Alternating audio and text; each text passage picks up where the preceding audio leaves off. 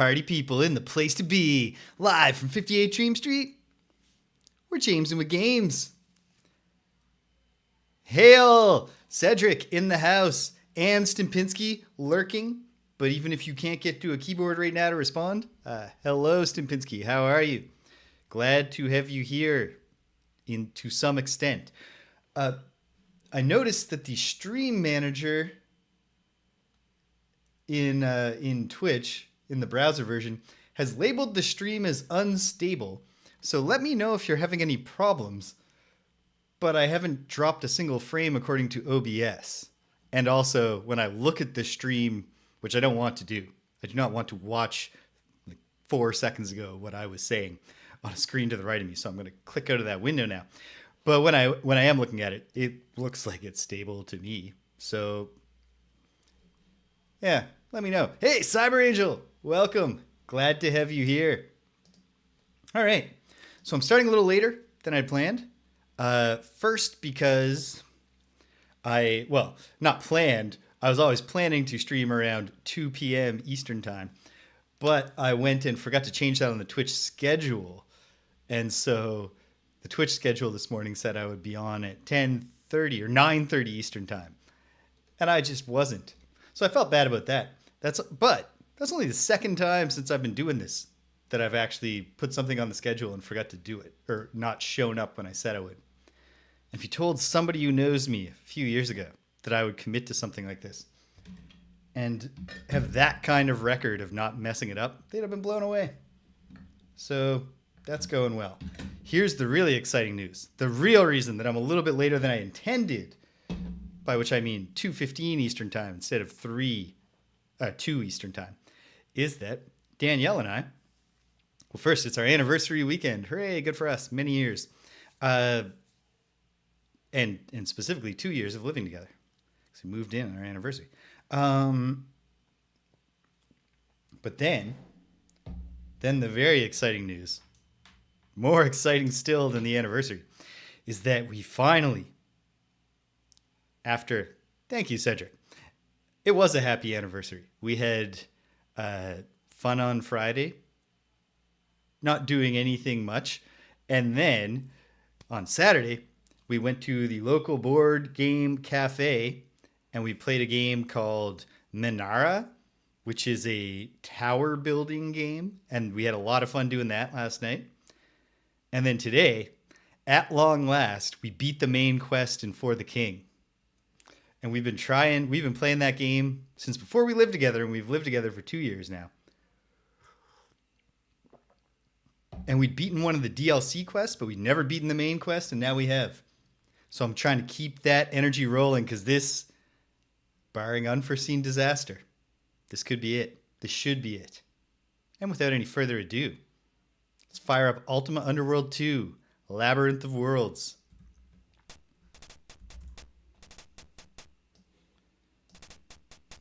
We're up there. I have adjusted the volume for the folks at home, but not for myself.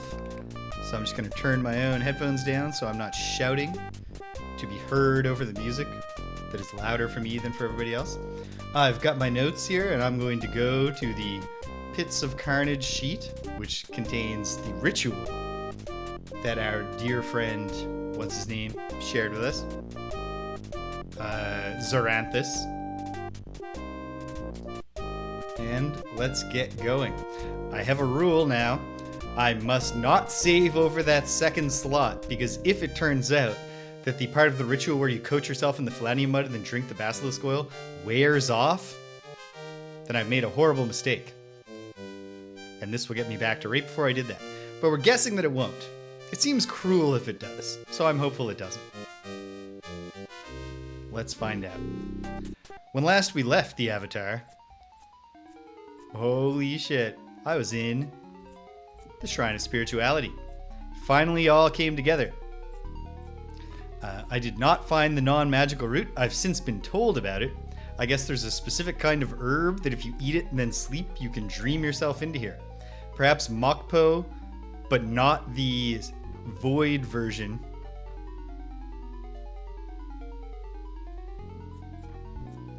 That's a fair point, Cyber Angel. It would not have been out of step with industry standards for there to be a horrifying dead end in the end of the game. It's like, oh, you thought you could do the ritual steps just in any order you wanted? You fool. Hello, British. Ah, this is exciting. So, I got in, not even via the plan I had. The plan I had was I looked and I was like, hey, gate travel. I've got a moonstone. What if I threw the moonstone in there and cast gate travel? But I don't have a pour rune. And I was dreading the search for it. And then I realized, wait, no, there's a level 8 spell called Portal, or Teleport or something that just takes you forward a bit. What if I levitated up? Could I do it? I did it. I'm in. Of course, I got to get back out. So that's our first task. Just getting the teleport spell to work again, because my casting is not very high. And I also don't have much mana. So our very first act, I guess I might as well eat if I've got a sewer fish. Sleep. Replenish mana. Try the spell. I don't have enough mana to cast the spell. Sleep. Replenish all the mana. I guess I might as well at this point update the active save. I'll do this.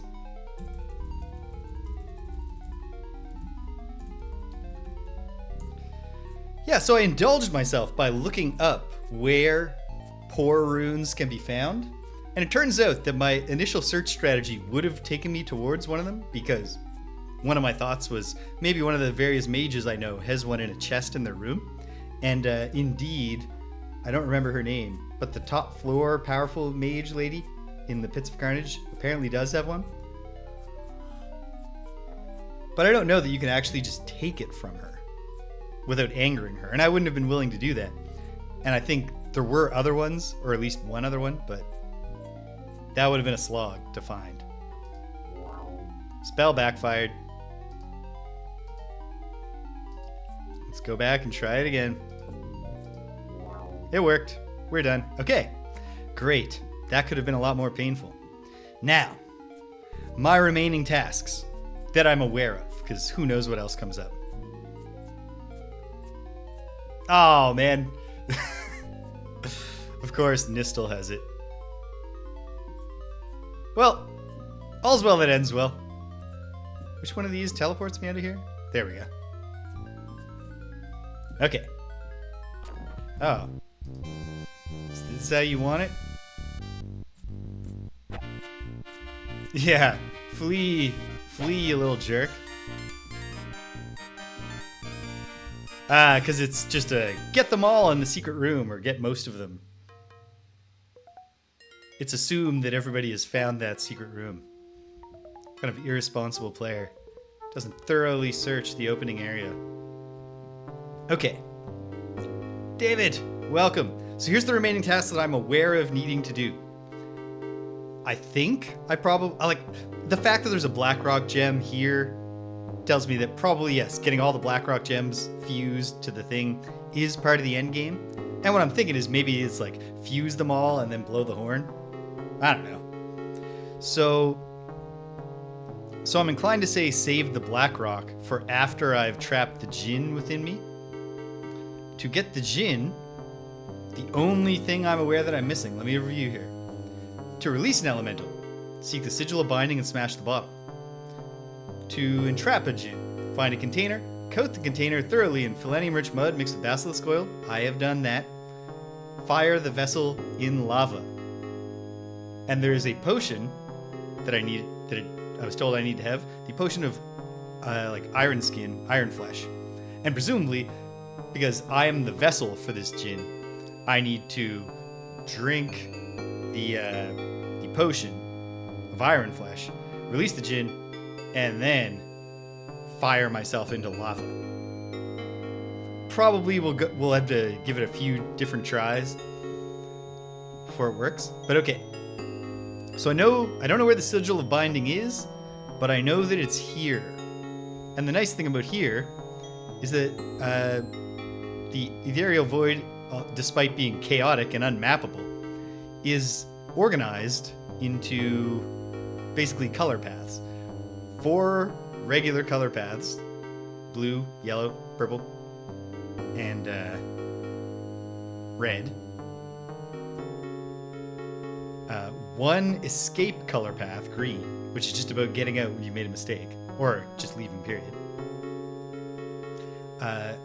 One orange that appeared at the end, and that is the way, like, completing the orange pathway is how to get to the Shrine of Spirituality, which is not the Sigil of Binding.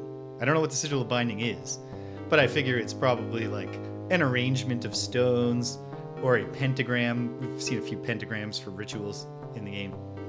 I don't know. Hopefully I'll know it when I see it. And then there's a white path. And I don't really remember what the point of the white path is, which makes me think, let's try the white path first. So, yeah. I'll run around to whatever extent I can get on the path out here. Oh, screw off, you stupid imp. See if I can get anything going on. I don't know that I can. From here. And then, failing that, my next plan is to try doing the pyramid in all white. Because the pyramid can be turned white. The Cubert pyramid. Oh, whoops. So, see if I can get onto any yellow pathways out here. And then failing that, try the pyramid. And then failing that, we'll go through all of the colors. I feel like I like the odds of white because it hasn't served a direct purpose in the rest of being here. Wait, I only went to yellow to get to white. Can I even get to the white from here? I'm not sure. Oh. Maybe I can get to it from the orange? Yeah, and then I don't know if I have to beat the genie in a fight. I mean, it makes sense for a game to have a big fight that you have to win at the end. Although in the first Ultima Underworld, that's a red herring. There is a big demon, and you enter its lair at the end. But if you try, you can't beat it. So if you try to fight it, you're just making a fool of yourself. Okay, maybe I can get there from purple. Maybe I can kill this imp.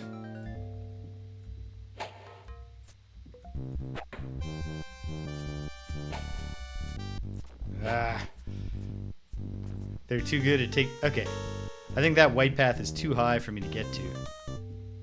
Let's go to the pyramid. I feel good about the logic of it being the white path, but who knows? I guess we'll find out. Ooh. So, I can't remember if white was available the first time I saw the pyramid.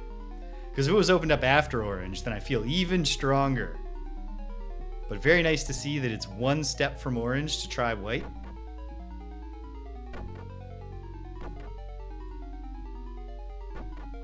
Oh, and there's a white gate right there. Hold on.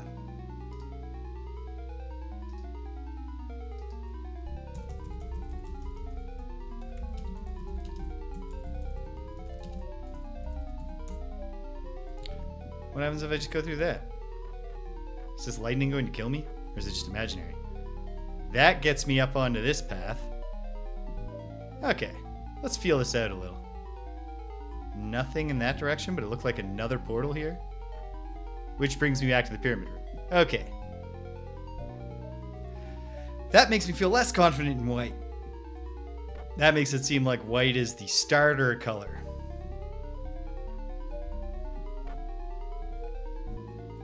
But hey, whatever.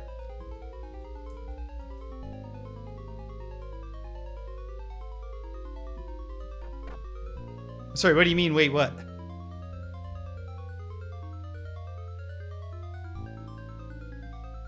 Oh. Well, I don't like the sound of that.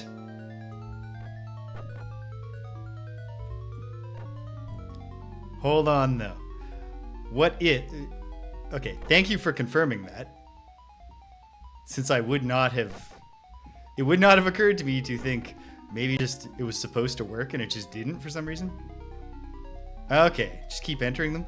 Let's Even if it's not officially indicated, why not? Create the whole thing. Hey, it's a peaceful brain creature. My preferred kind of brain creature. Well then, okay. Nice, okay. Hey, it's coming together. It's coming together, all right. You see a skull face. Yep, that's what that is. You see a pentagram. Okay, so this is the Sigil of Binding, but what's going on here? The sign reads, the Sigil of... Okay. Well, it's some kind of a sigil, at least. Okay. Smash the bottle on the sigil. And then fire the vessel in lava. There's no lava right here, which I don't love. It would be nice and simple if the lava was also right here. So let's save before we try any of this.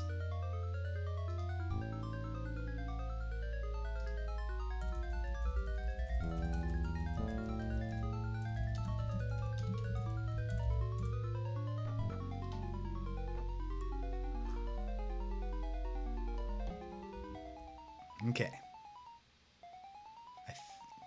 I don't remember where I'm even keeping all this stuff. Here's the gin. A battered bottle. Here's the purple potion of iron flesh that I will not be using yet. Okay. Let's stand in the sigil. And then put it down, also in the sigil. And then hit it? I don't know. I don't think hitting items has generally been a thing, but it seems to have worked here. Was that supposed to work? Has something happened? It disappeared.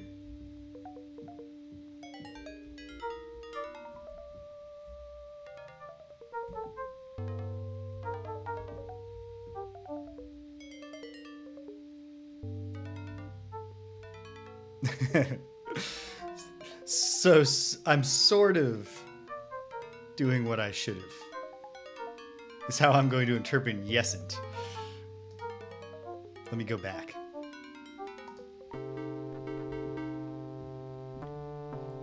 Does it need to be right in the center of the sigil?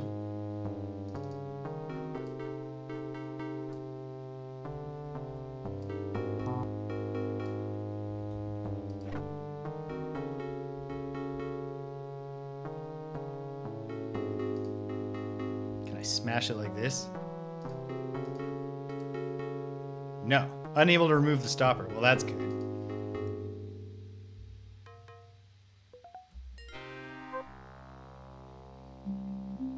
I was killed immediately.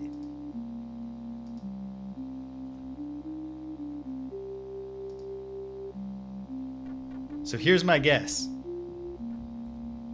I need to go fire my containing vessel in lava and then come back here. I need to be ready. It's not free the gin. Go to the red area.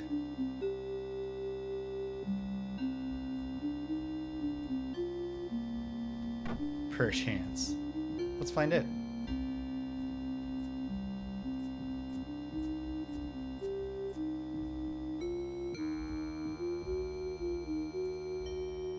Hey, Makpo. Okay. So does that mean this is the time for the Potion of Iron Flesh? I guess I've got the save to load if not. The oily mud bakes on your skin. That's what I wanted to see. But, okay. Iron Flesh did not protect me from lava, which is good because that makes me feel like I drink the Potion of Iron Flesh here before I release the gin so it doesn't immediately kill me. We'll get there. We'll get there. Just gotta go through the lava faster. And without drinking the potion. Hey, Makpo.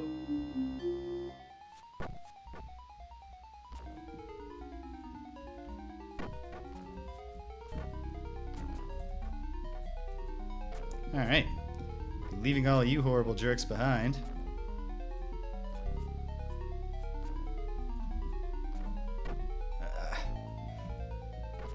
There we go.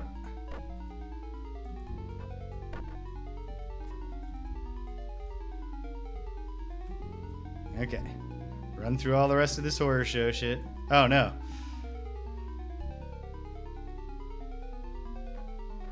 You know what? I have a potion of healing. Why not?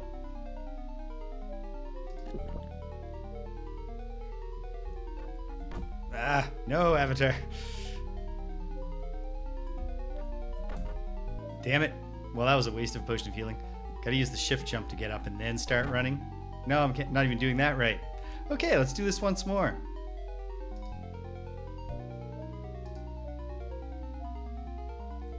It's okay. It's okay.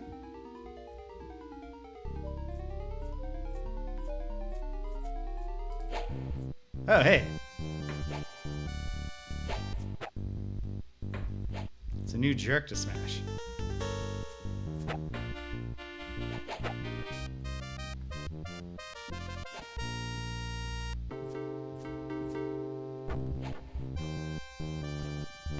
Alright, here we go. Now, do what I was doing before. Doing a one mighty leap over here, and then the shift jump up, and then get out of here.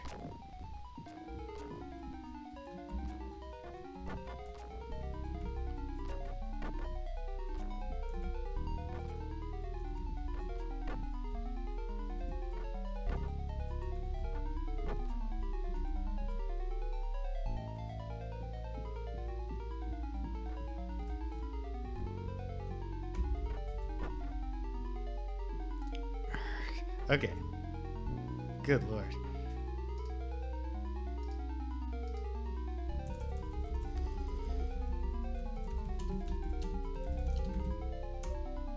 Fire black with me.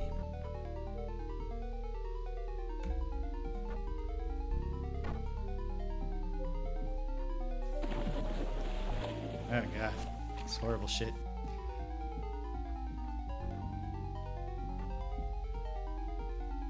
Okay, it's only mild poison, right? Yeah. I'll survive the mild poisoning. Maybe. If I can get out of here.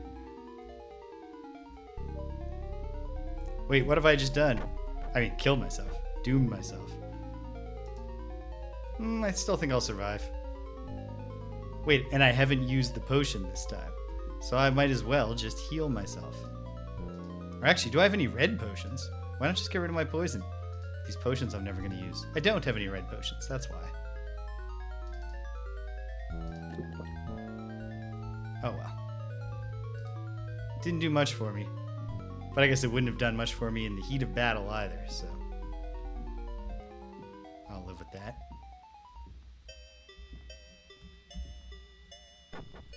Yeah. Just rifling through all his bags, going, damn it! Shimino was right that I need to sort my pack better. Is that door open right now? No, yes.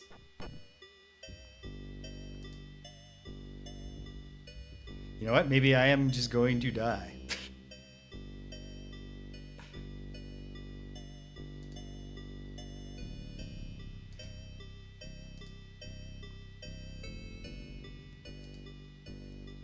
With, I guess, the really funny part being, do I just have an Nox? Don't have enough mana to cast it, but yes.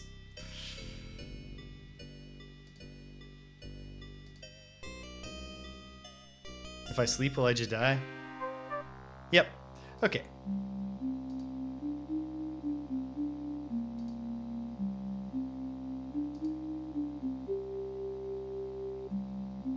So what's the plan? Can I sleep with this much health and not die? Yes.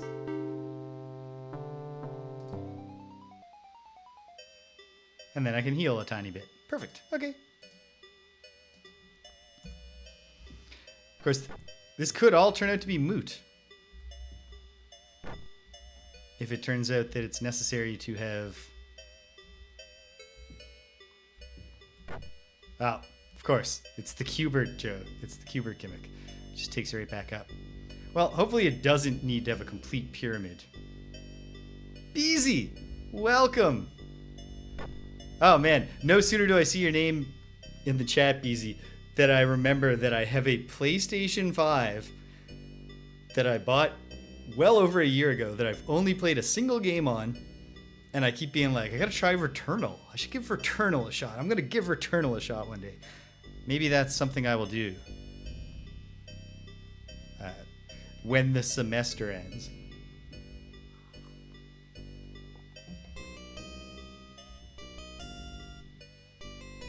Okay. Things being... Oh, there we go. It worked. Why is it playing danger music? I think it's just a miscue.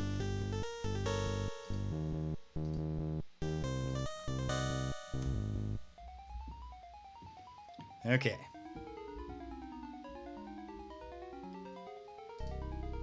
Not sure how much this really matters, but in Mani Liam.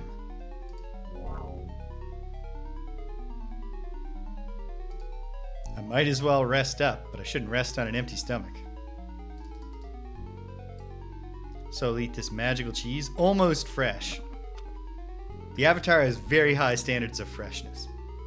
Was literally spontaneously generated 5 seconds ago. No, it's not. That's not fresh. It's fresh when you spontaneously generate it inside your own mouth. You're chewing it as it comes into existence. Okay.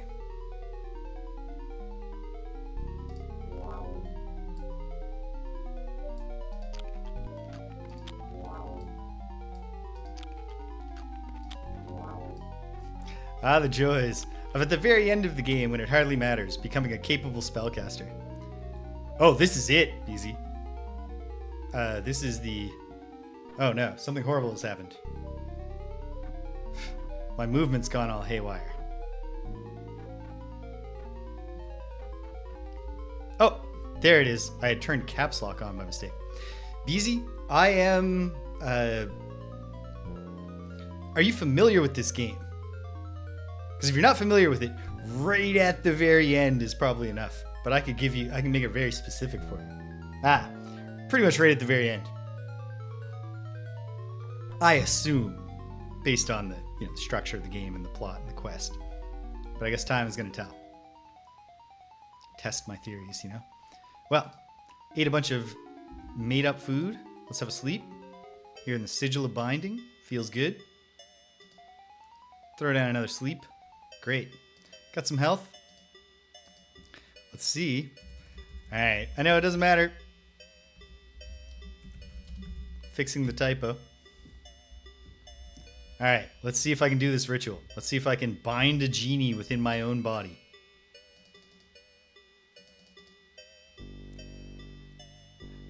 I wouldn't have done that if this was my first trip to the Ethereal Void.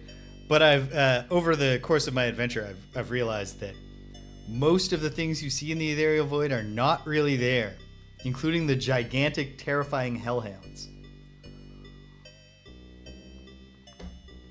So yeah, no big concern that the skull is gonna float down and smash me. So, all right, quaff the potion of iron flesh. The baked mud hardens into a clear glaze. I am now a vessel, hopefully, a vessel that can contain a genie when I free it from this bottle. Let's find out. The air demon is absorbed into your body and remains there. A faint but detectable presence awaiting release.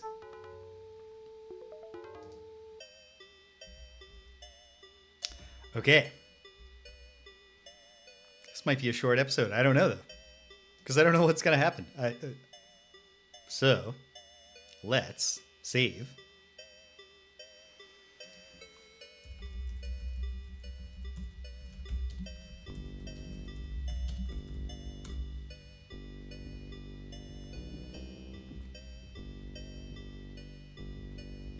Wouldn't it be great if I just got random number generator loops stuck here forever? Just every portal just permanently returned me to this room.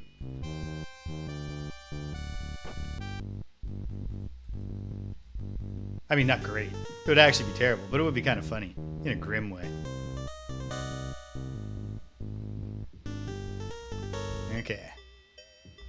Back to here. Back to Britannia. We gotta have a talk with all of our friends. Wait, what is this? You see an upset soldier. Well, MG told us just to scout around for the first wave, but I reckon I'm gonna be the first of my squadron to rack up a kill in the Britannian operation. Hold, okay. These are not Britannian soldiers who have been misled. These are the invaders. Alright, fellas. I got bad news for all of you. Are they from Killorn Keep?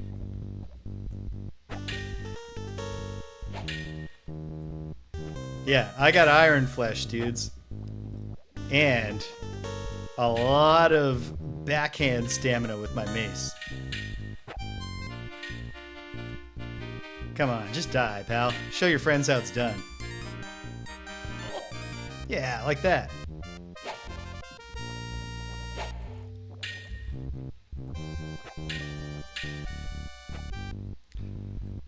That guy he was the first one to rack up a kill, assuming that they attribute his death to suicide by foolishly picking a fight with the Avatar.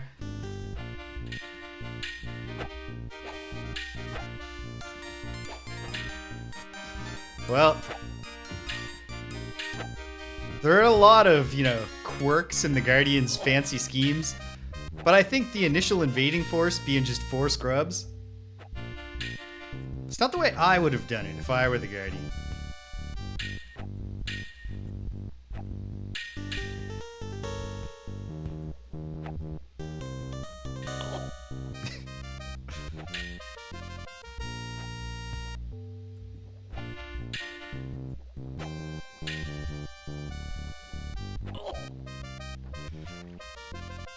Yeah, I mean, they're just the Vanguard force. I mean, maybe they're just that's an exploratory mission.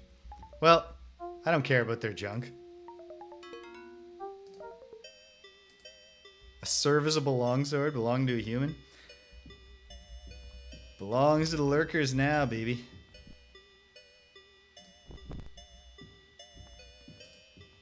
Half full. My lantern's still half full, even though I was walking around in the ethereal void with it lit for no reason.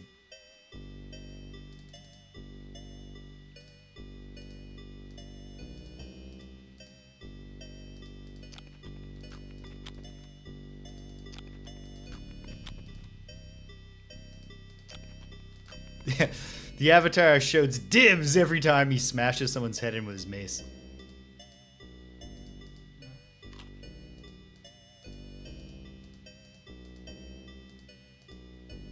Alright. I'm full of genie and sewerfish. A potent combination.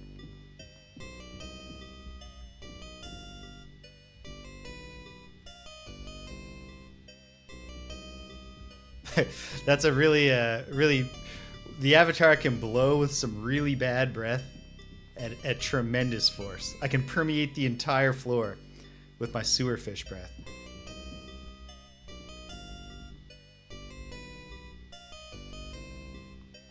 I can't remember what the traditional Japanese name for that role is.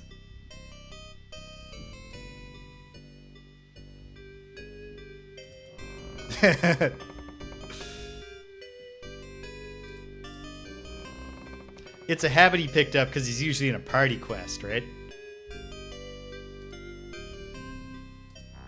The calling of dibs. Avatar, I shall be with thee shortly.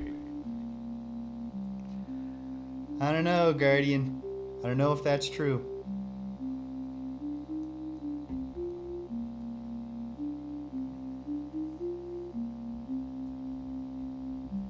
But I guess we'll see.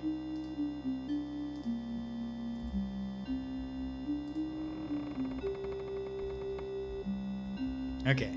Before I talk, we should talk to everyone. Obviously, Nistel is the operative person to talk to, but also, we've been invested in this story for quite a long time. Avatar, thou hast done much on our behalf, but it may not be enough. I feel confident I shall soon succeed in freeing us. The gem is certainly weakening, but Nistel tells me we have not quite obtained the power necessary to destroy it, and meanwhile I have been having terrible dreams. If Lord Draxinusum is not victorious, we may emerge to find the Guardian's troops on our doorstep. Well, if we do, take comfort in knowing that they're really not that tough, from what I've experienced. Okay. So what's the situation in the castle? Oh, we're just right back to your despair. Well, listen, I'm confident, so... Is there aught else you wish to know? Nah. And do not forget, Nistel wishes thee to be watchful for something which might tell thee more about the casting of this spell on our castle. Yeah. It'll be great if we can figure that out, but even more important, we'll be escaping, and I have done the work for that. But let's have conversations. See what conversations exist with all of our major players.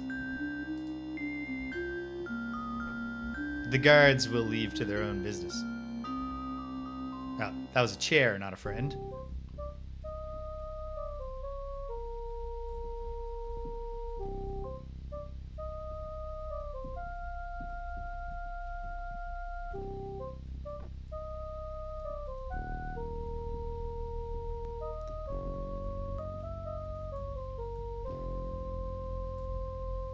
Come on, where is that?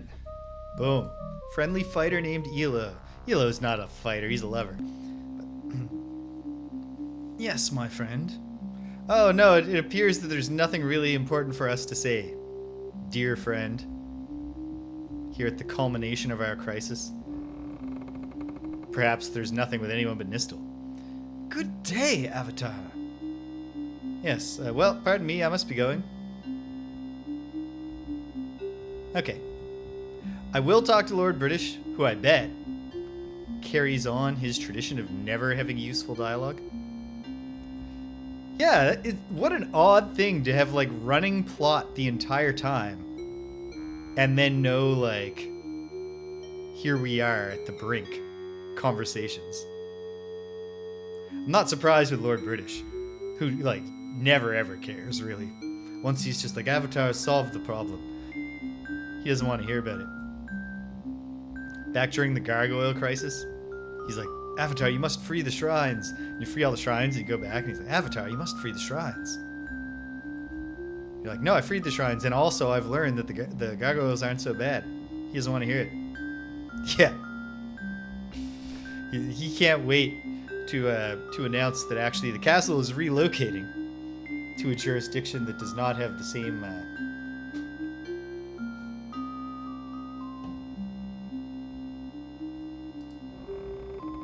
same labor protections.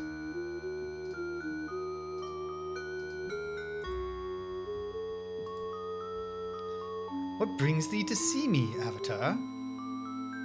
I guess literally nothing, but I have a gem for you to treat.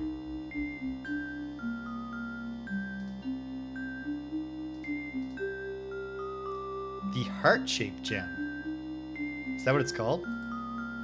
No name. But we can all see what the shape is. It's shaped like a heart. A black heart. Certainly. There, 'tis the last one. Wait, Nistel, there is more we must speak of. Except we have nothing to say about it. Excuse me, I must go now. My guess is that I fuse the last Blackrock Gem and then I blow the horn, but I guess we'll find out. I do have the horn on me still, right? I mean, if I don't, I put it in the bedroom. Which I very well might have done.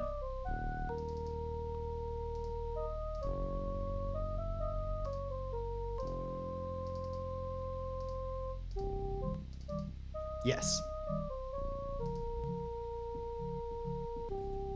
Let's go get the horn of Prekor Loth. Which is surely where I believe I left it. In my bedroom. Please. Please be true. Yep. Look at it. I will put that in this bag where it can be on screen 1.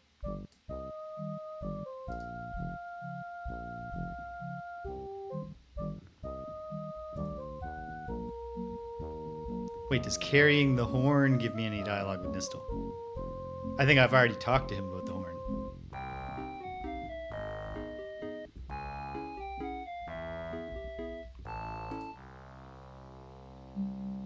Yeah, okay. Excuse me. I must go now. Well. Yeah. I tried to put it in the box, but I just don't know how boxes work. Lord British is like, honestly, Avatar, we provided you with a storage trunk. Can't your unionized servants clean up my room, British? I guess they're all on break.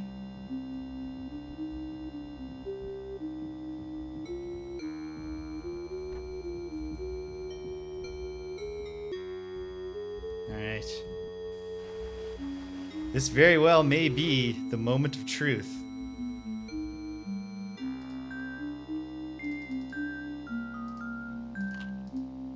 Can't save the world on an empty stomach. Alright.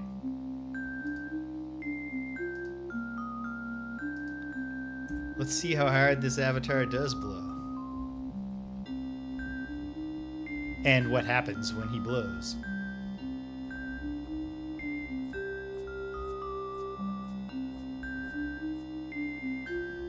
Actually, before I do that,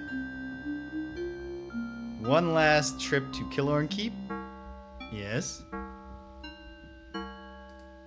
Oh, guards here are peaceful. My main curiosity was, do the guards want to kill me now? Because they've been activated by the Guardian?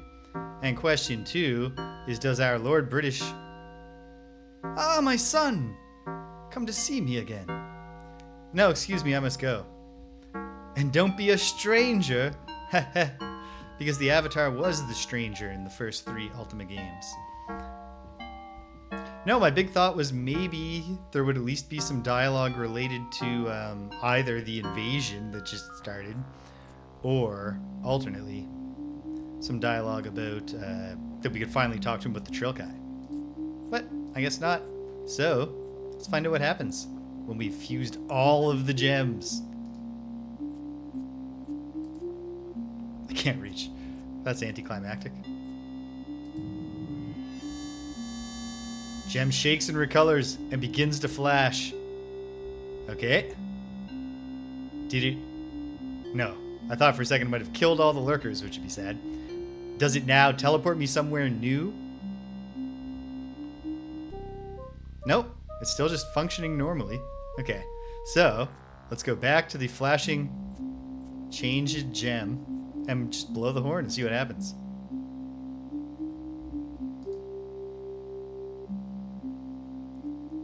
You play the instrument. Use 0 to 9 to play.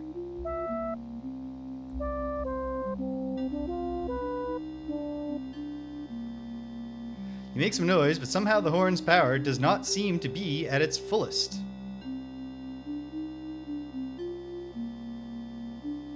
Okay.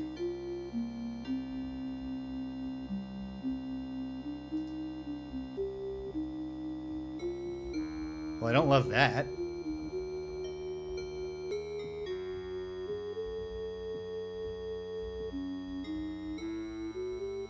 What have I missed about the horn?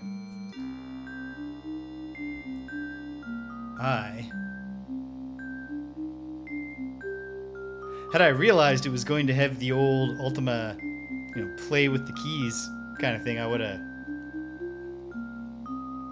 for this very special culminatory episode, I would have figured out how to play a song on it. Okay, I need to exit the window with my mouse for a moment. Go back to my notes. Frigorloth. No, I didn't take any relevant notes there. Okay, back to, for a moment, the,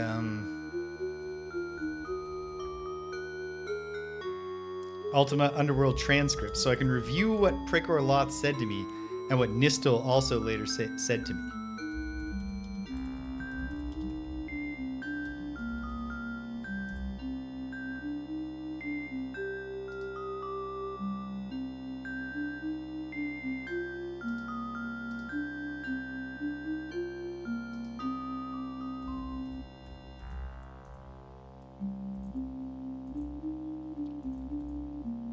Okay.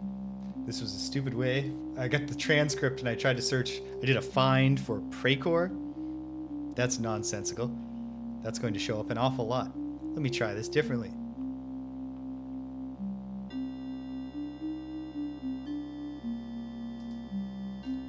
I'll just scroll. Tristero, Leth, Morpheus, Lord Umbria, Prigorloth. Okay. Do-do-do-doon, do-do-doon, do-do-doon.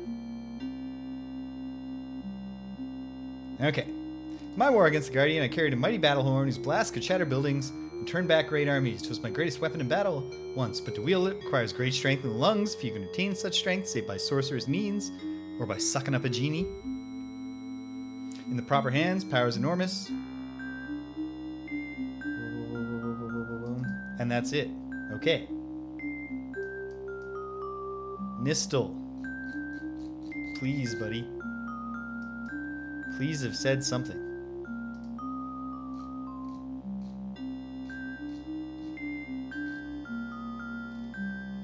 Okay.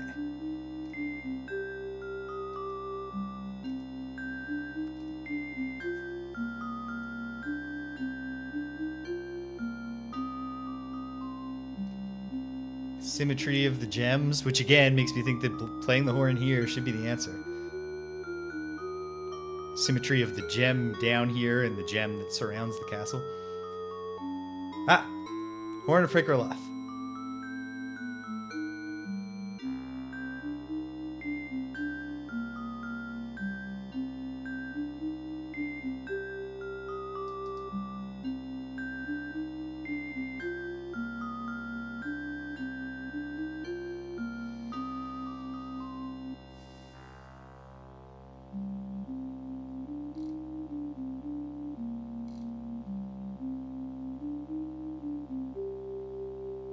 Okay.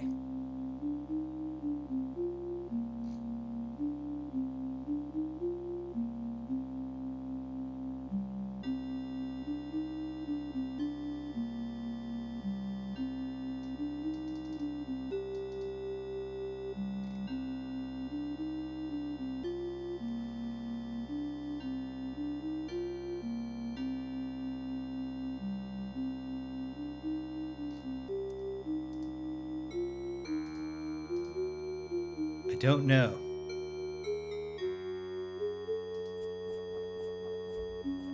But here's the thought. Because there's certainly no clear answer in the text that I had read that I was familiar with. And I stopped. I'm too honorable to keep reading when I realized, oh, hey, I don't remember having this conversation with Nistel. But given that Nistel has often had dialogue related to the gems, what if now he has thoughts about me having fully charged the gem? I hope so. Or maybe I just need to play. You know what? I should look up how to play stones. What if it's just play Elo's stones? You've done it. Okay, here we go. You've done it, Avatar. We're almost there. Well, what wouldst thou say to me? What I mean, thou hast found all the gems. Feel how the gem quivers at the touch and hums strange harmonies. Nistel snuck down there while I was in Killorn to check it out. The spell that supports it is bent and twisted, its geometry warped from its shape. With its lines of magical support severed, all we need to do is strike the shattering blow. If there's nothing more, James, I must return to my work. Okay. I shall speak to thee later then.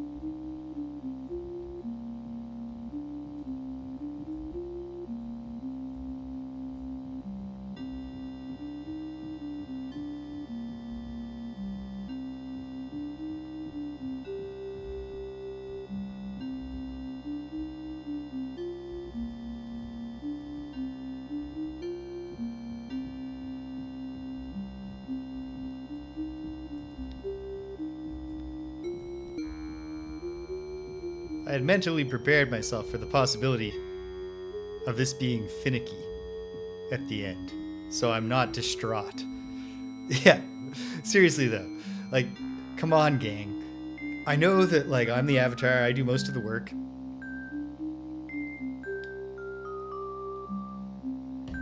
There was, and I should have taken it. My assumption was that it would just take me back to the default conversation. All power lines are cut. And Nistel even acknowledged that. So let's try one more time. And then I'll go back and I'll have more dialogue with him just to see.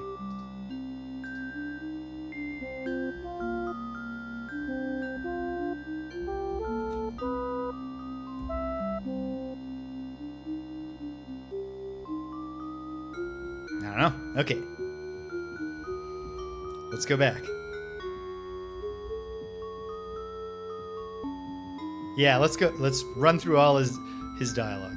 It's clearly going to be Nistel if it's anyone in Castle British.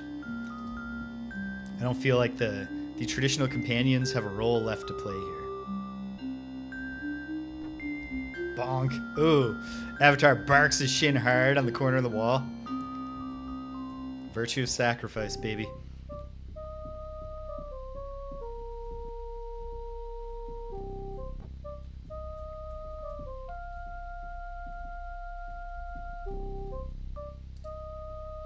Yes, I know I see Nistel. There we go. Talk to him.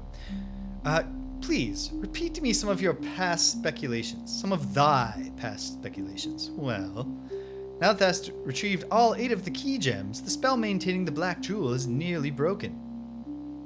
What else dost thou know? Well, thy airy prisoner is trapped, much as we are, but when he emerges, it shall be with the force of a hurricane. Yes.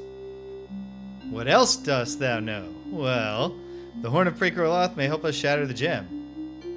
Yes.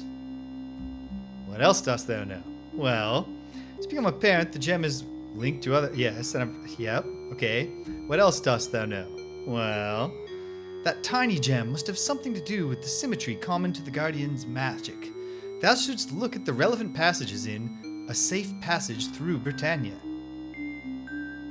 Okay. I haven't done this find a specific book, which I certainly hope, Nistel, that you have in your personal library. What else? What else? Well... Yep.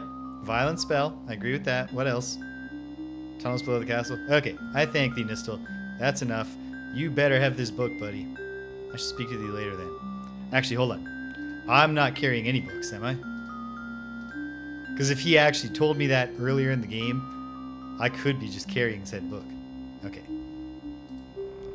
There's no reason why A Safe Passage Through Britannia. Oh, good. Great. The Avatar doesn't look at covers.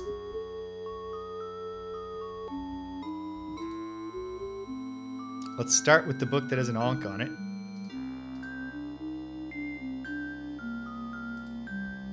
And I need a... Okay. I'm just going to throw some junk around Nistel's room. Sorry, Nistel. But to be fair, you could have been a lot more helpful along this quest. Okay, here we go. Pale Fire by Vladimir Nabokov. Okay. Great novel by an important writer, but it's not what we're looking for.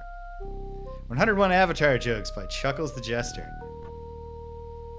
Throw that one in the friggin' fireplace. On the Properties of Runestones. 2nd edition by Nistel.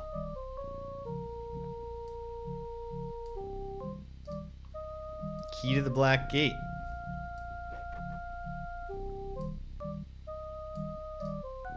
The Wealth of Nations.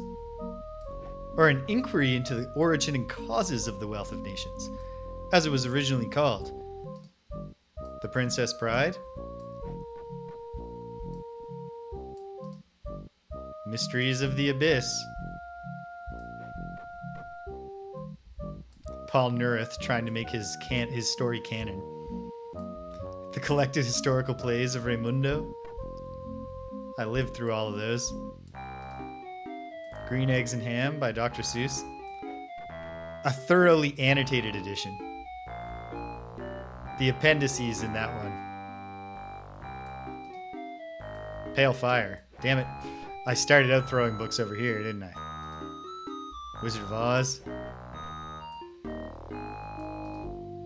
Something Under the Bed is Drooling by Bill Watterson. Some Calvin and Hobbes.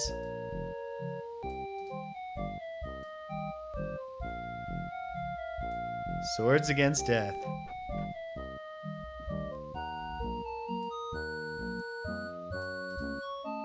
Mountains of Madness. Great short story. Whoops. Here, Nistel, catch. Neuromancer. Great. He doesn't have it.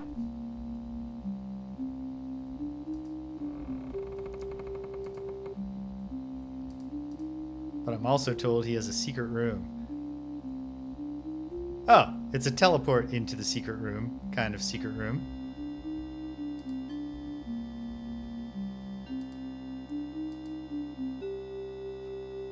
You know, I might as well be thorough. Which of the stones don't I have? I don't have Dez.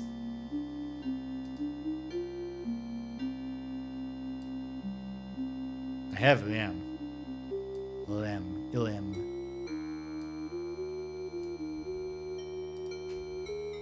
Unblemished black pearl, beautiful.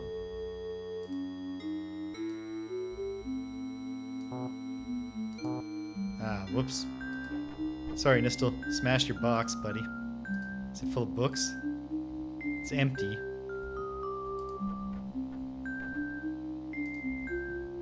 Ooh, a scrap of paper. No practical application found yet for this spell.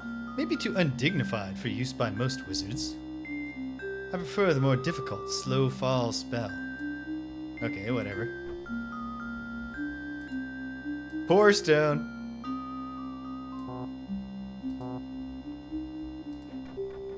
Hey, I just realized that the rune for pour looks like a K.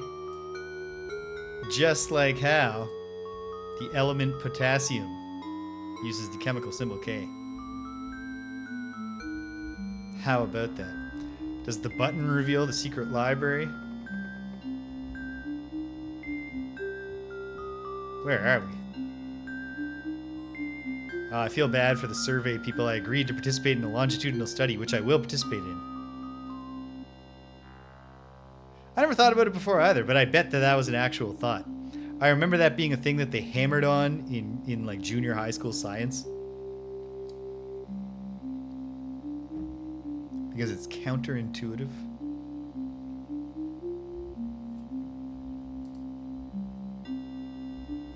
Experiments in progress. Please keep gate closed. Can I teleport back just by doing this? Yep. Okay. Well, this is irksome. Oh, whoops. Wrong button. Not so irksome that I want to kill Nistel over it, but this one I threw there, right? Yes. You know what? I don't think it actually works, but nope. Okay. We have defined a book.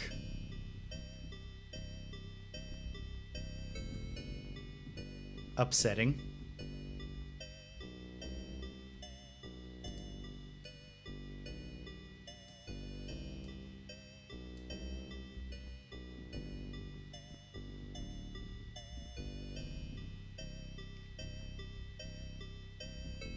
Logically, the book would be in Castle British and not anywhere else. But where?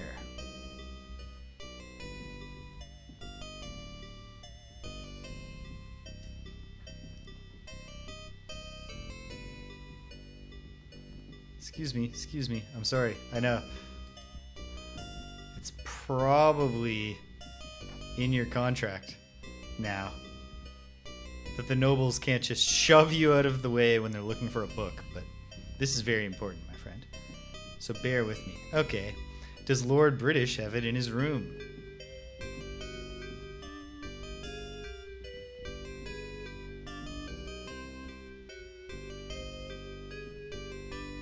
Of course not. Lord British doesn't read.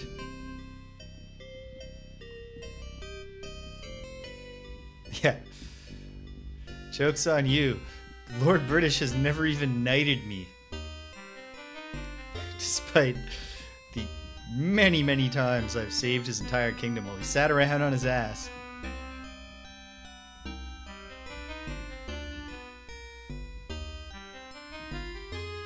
Did Patterson have it stashed in his room? Your mom, welcome! Elo might have it. We're in the end game now, and I've only just realized that long ago Nistel told me to read some book. Don't know where it might be. I can't imagine Dupre's been in here. Ultima 1?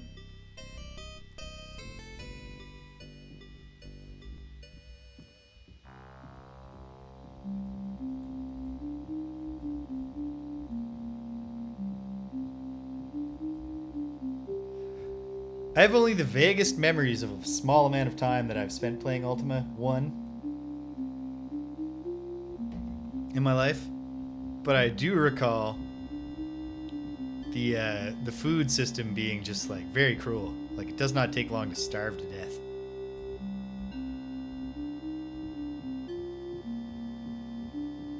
And I know I've read that in Ultima 2,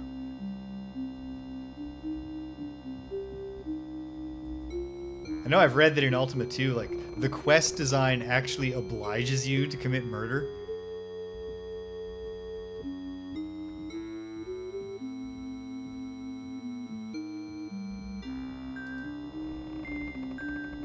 That's exactly what I've heard.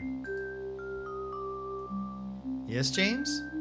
What must I do for thee? Excuse me, Ferdwin. I must go. I was actually just hoping you might have a copy of Safe Passage Through Britannia. But no. So, well, maybe Patterson had it in his room, because the Guardian was like, you must hide this book, Patterson. Do not let the Avatar find the book, Patterson. Of course not.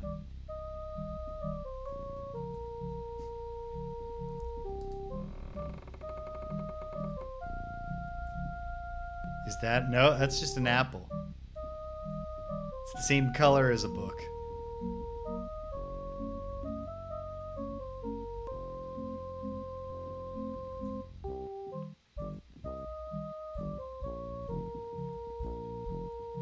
From everything I've read, it's a thing where, like, the ones who know how to do it do not take long to do it. Okay. Well, this is frustrating. I have not found a copy of said book.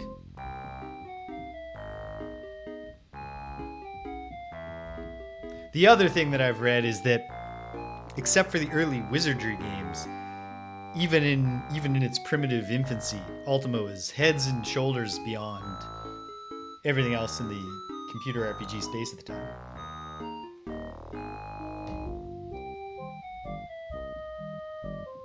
It's kind of wild how much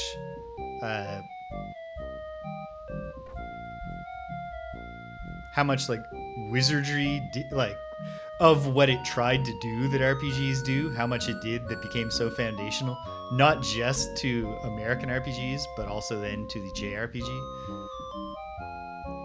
But there's all kinds of stuff that Ultima games do that no wizardry game I've ever played has even thought about doing. Nice. All right. Well, 4 years from now, when you're watching me circle back around to those games, you'll just be rolling your eyes as I make all the same observations that you've already turned into cliches in your own mind. Okay. This sucks.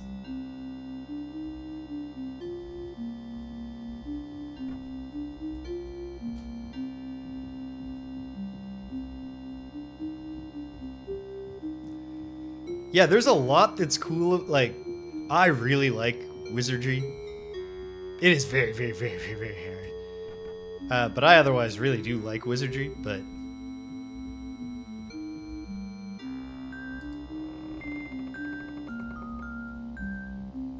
the role-playing game genre would be incomplete if all anyone ever took from was wizardry. All right, Jeffrey, I should have known you weren't reading anything in here. What the hell? Oh, God.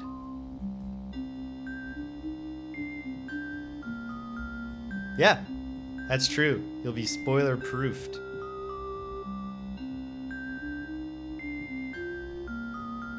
Okay. First of all, I'm wasting oil. What am I going to do here?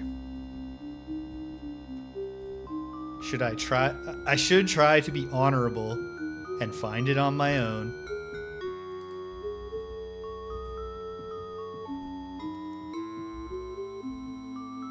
Here's what I would accept from anyone in the know. Is it actually just in this pile of books and I didn't search thoroughly enough?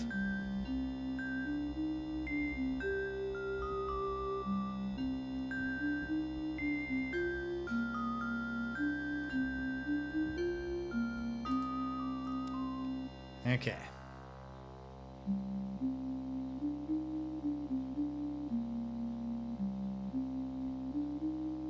Whoops. No, never mind, Nistel. I don't care about your arts. I shall speak to thee later then. Alright. Well, let's try it again.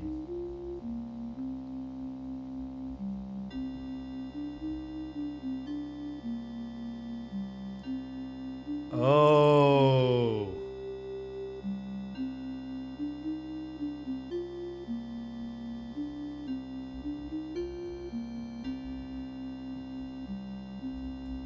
Is the answer in the manual? Okay, let's go through these books once more.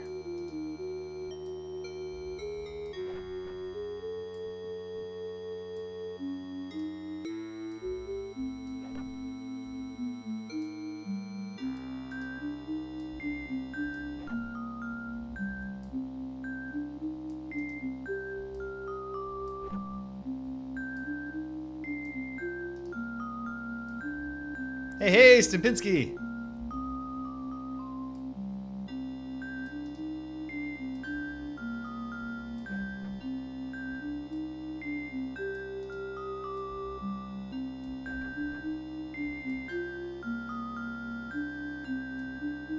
Okay, I'll go back in and pound on his dialogue tree in the hopes of getting somewhere here.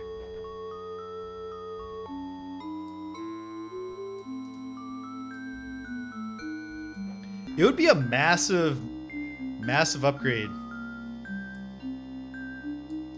Okay, let's click through his dialogue. Ooh, that's a ringing endorsement. Here, Mom. I think that I said that about Ultima 5 when I played it, and I still feel it at this point. Okay, let's just try.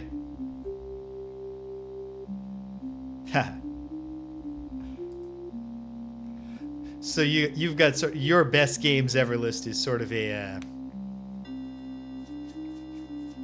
like the Smithsonian's catalog of or the National Registry of Notable Works or whatever it's called.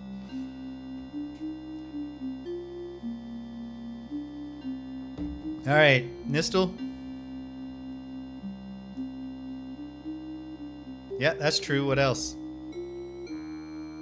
Yeah, he is trapped.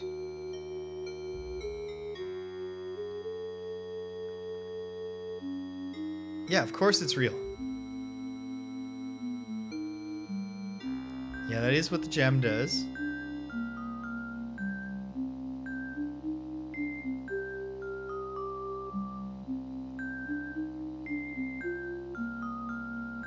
In a moment, Nistel, I will look at the manual.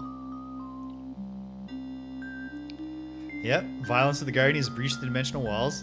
I know that because I had to smash those dudes. There's lots of tunnels. What else? The Guardian's spellcasting lasts subtlety.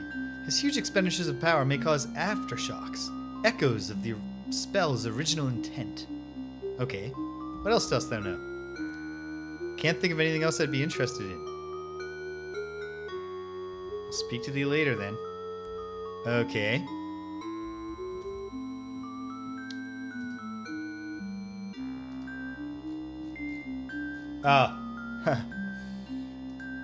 So here's my problem, is that the PDF of the manual doesn't have the cover. So it does not, I've never seen the title of the manual. Okay. What could possibly be in here?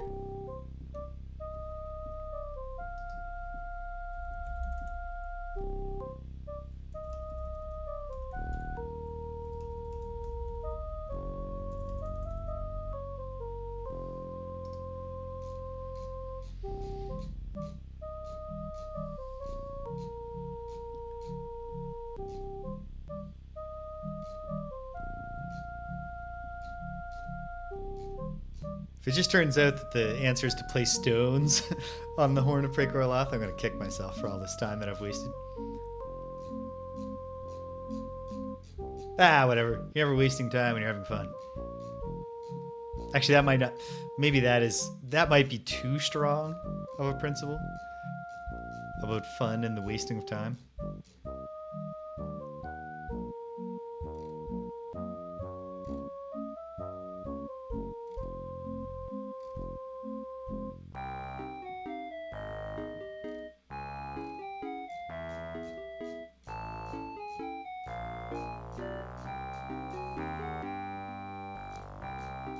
Okay. Nothing jumped out at me there. Let me go back and reread Nistel's earlier dialogue in the transcript.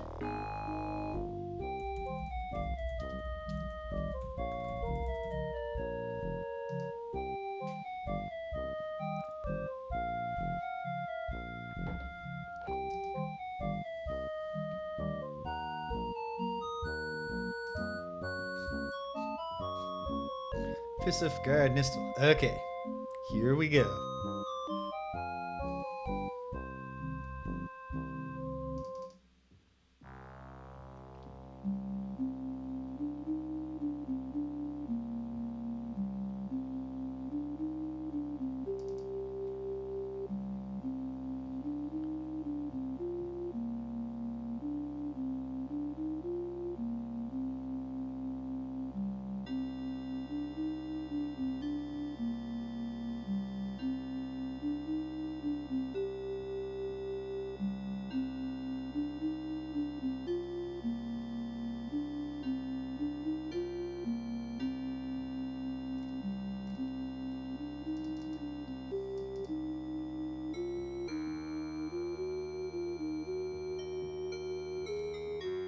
Okay. I think it was your mom. I hope it was, because otherwise I was a little rude in not responding.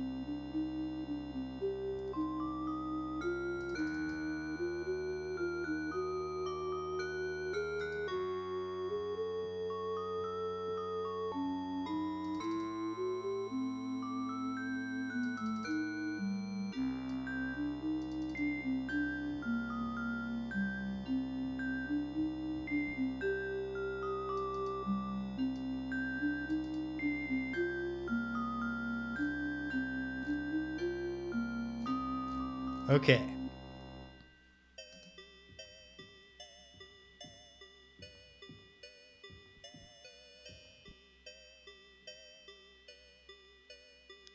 Okay. One thing I see a bunch in the early bits of Nistel's transcript is that he's asking me or there's a point where he says, "Oh, you've brought me. I heard you brought an arcane book back from some other place." And I don't think I know what the hell that's talking about.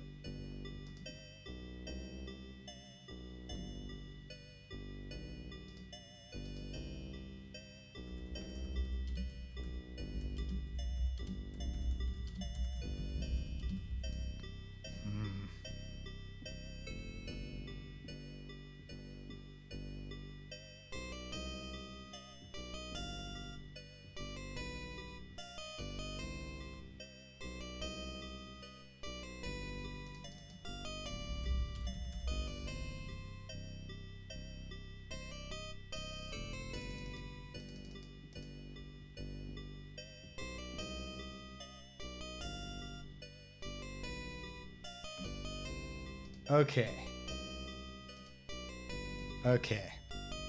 I was looking at the other bits of the transcript to see if I could find anything else that he said about the book. Just he wants the book. If he had the book that the spell was cast with. So I gotta go to Killorn Keep, I bet. Because that's really the only place where there were 2 worlds where the Guardians' agents were hanging out, which were Killorn Keep and the Goblin Tower. But they're all dead in the Goblin Tower, and also it doesn't really feel like they were, fancy spellcasters. And given that we saw the Guardians invaders and they were Killorn soldiers, someone in Killorn cast this spell. It all starts in Killorn Keep. So perhaps there will finally be some dialogue related to the Trilkai revelation. Or the, hey, something's coming to destroy Killorn Keep. Oh wait, that was the Trilkai revelation. Okay. Well, this might get violent now that I think about it. But we're still full.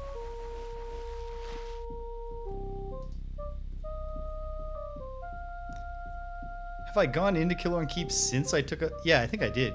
Once. I'm not sure. But okay.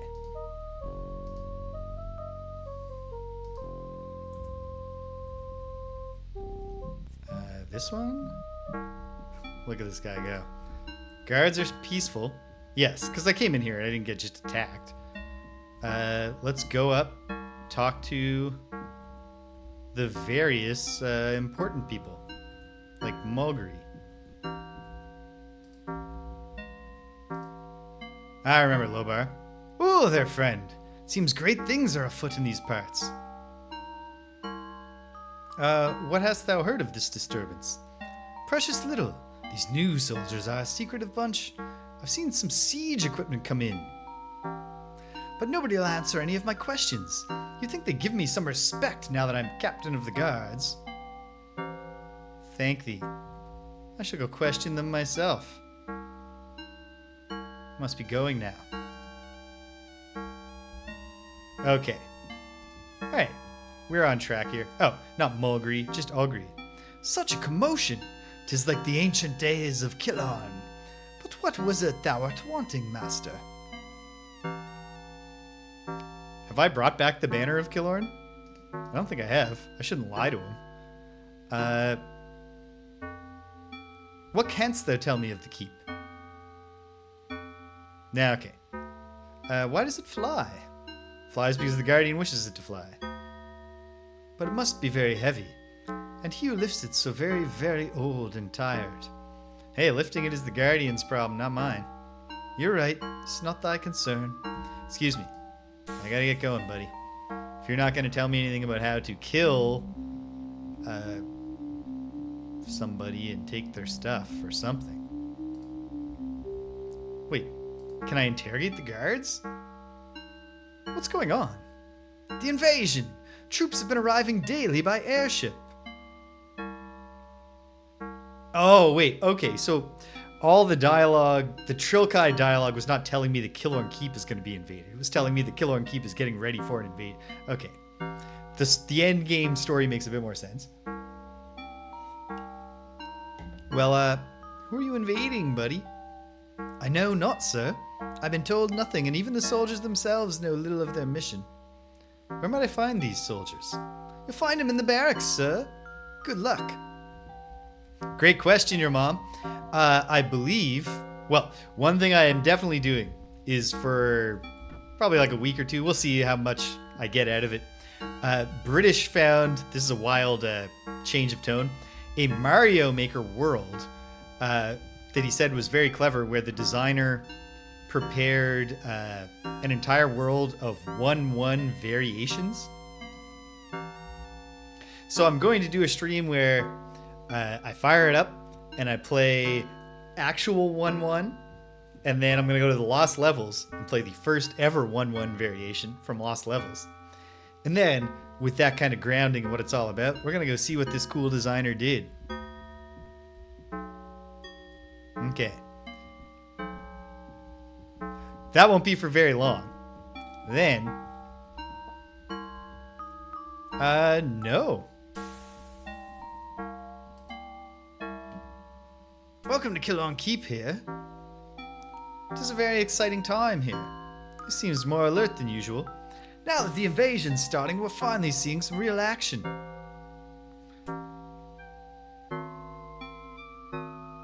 Ah. Does that predate Nintendo actually creating Cat Mario? Do you know exactly when the invasion will start?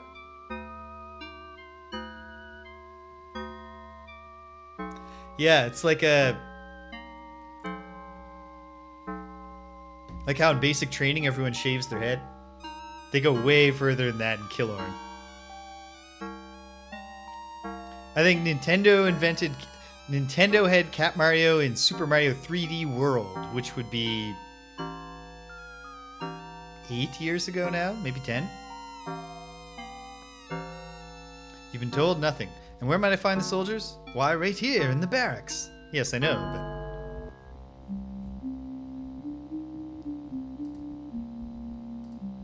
but... Okay, let's open some doors. Is there any, like... I'm just looking for, like, an official leader or something.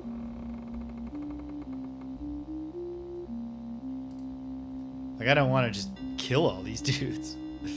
Stop the invasion. Right at the source. Morse Gotha. Yes, what is it? Wow. I can just declare my intention to kill her. But let's have a conversation first. Who art thou? Good lord.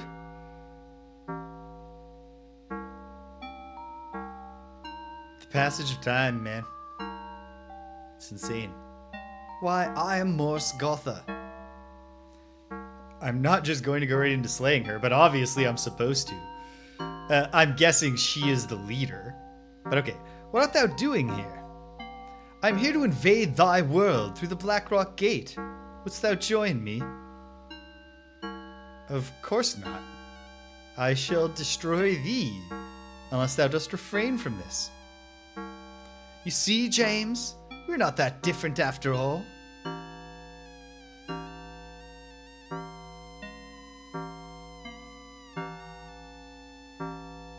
Oh, cool. Thou art as bloodthirsty as ever. Thou art there as bloodthirsty as I, if not more so. I'm not getting worked up about this, fighting with her. Believe what thou wilt. And now die, evil one. Poor, poor Avatar. Oh, she's the Guardian's girl for sure. Thou art caught between thy master's virtues and thy own bloodlust. Perhaps thou shouldst join me and serve a more entertaining master. 'Tis not wrong to kill in the cause of virtue, even if I don't enjoy it. She yawns. Let's get down to business. She draws her sword. So this is like the Guardian's avatar.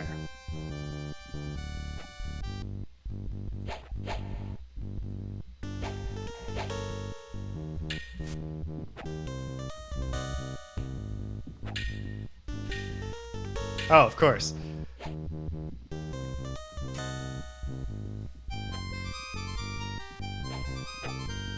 Okay. The big problem here, of course, is that she's tough. These guys aren't, but you never know when they could get a lucky hit on me. So I need to get my back to a wall, which is really not usually best practice in a big fight.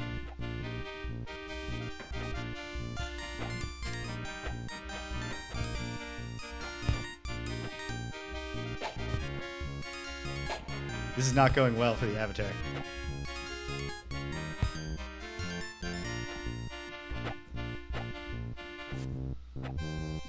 Also, I seem to be... I keep hitting guys, but I guess I'm locking on to another person at the same moment or something. I keep landing hits, but the eyes stay green, which I hate. It's just a bad vibe. Okay. Feels good, but this fight is going really poorly. I'm probably not going to win this on the first go. because I'm all out of healing. But that's all right, knowing there's a great big fight coming.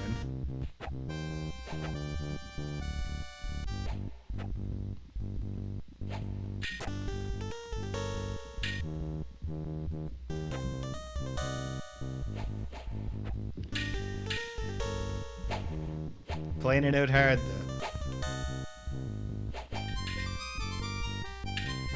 But knowing there's a big fight coming, I can obviously come in better prepared. For example, by having a single healing potion.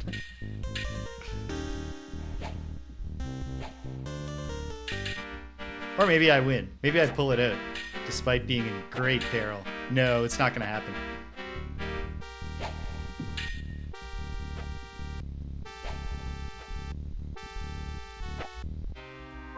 Okay.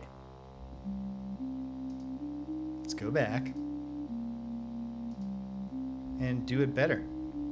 Here's the barracks. Excuse me, gentlemen. How much gold do I have on me even? 52. Are his healing potions 30, or am I wishfully thinking?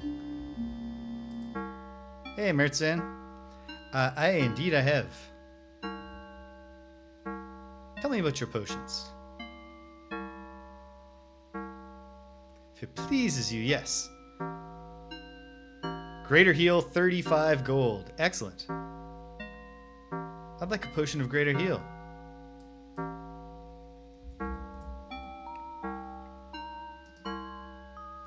Here thou art. Thank thee. That'll be a good component of this fight, but also, I'll drop by anytime I want to give you money, buddy. I promise. But also,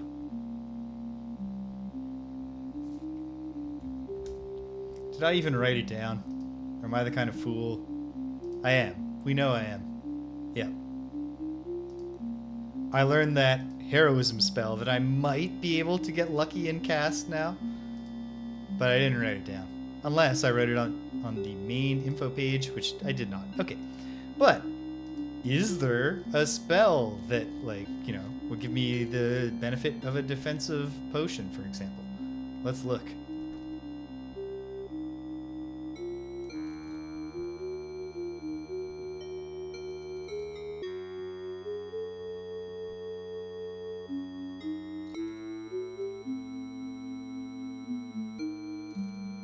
No, I'm thinking that is the secret spell that I did not write down. Okay, well, such is life. I'll try this again. And we'll see if it goes better. Or if I need to actually be biting the bullet here. Sorry, buddy. Sorry, buddy. Coming through. Oh, all these fellas that I'm going to be murdering in a minute. Yes, what is it? I bear thee a message from the Guardian. I'm curious about this. Spare me thy deceptions. Dost thou think I would not know thee, Avatar? I knew thou wert abroad among the plains. Thy arrival here was inevitable. Well, who art thou? Why, I am Morskotha. What art thou doing here? I'm here to invade thy world through the Blackrock Gate. Wouldst thou join me? How canst thou ask such a thing? Because in all the many worlds, thou art the person most like myself. Oh yeah, tell me more. We are twins, you and I. We champion the great causes in life. Thou art not of the common rabble, Avatar, nor am I. I am no better than my countrymen, nor do I claim to be. It's the virtue of humility. You should try mastering it like I have with every virtue.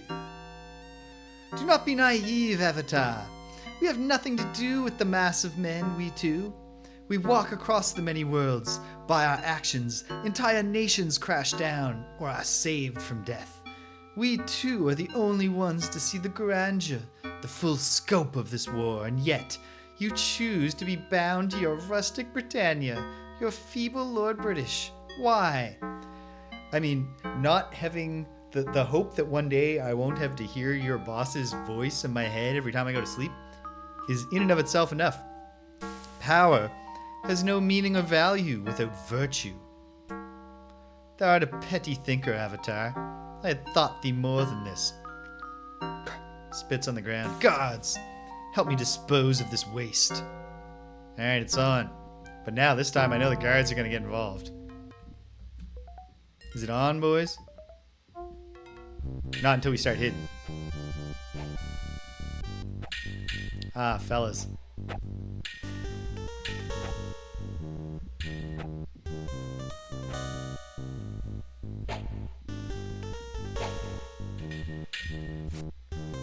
I can never land overhead blows anymore. At least not against the enemies that you really want to hit them on. I guess that the whole thing is the stronger hits are less accurate, and also enemies who are obviously wearing lots of armor have more armor.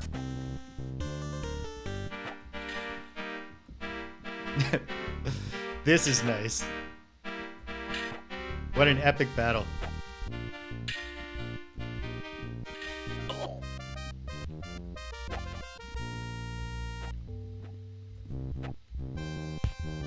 Ah. Push my way out. Hitting that guy as I go.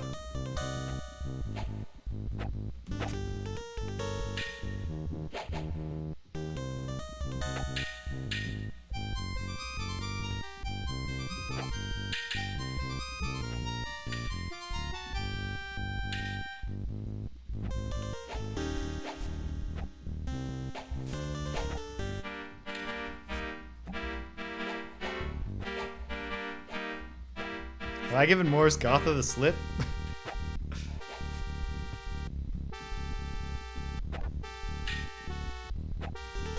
Be nice if the Trilkai leapt into action and started killing these dudes. Come on, die, man. Thank you. Dropped his torch. Ah.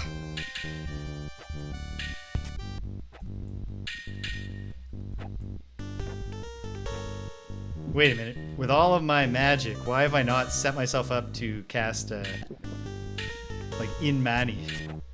Or even Vast Mani? Ah, it'd probably backfire on me.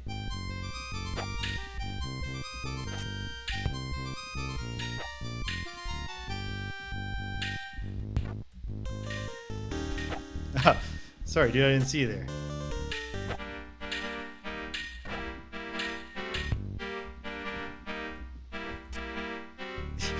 Well, this is the hallway fight from Old Boy.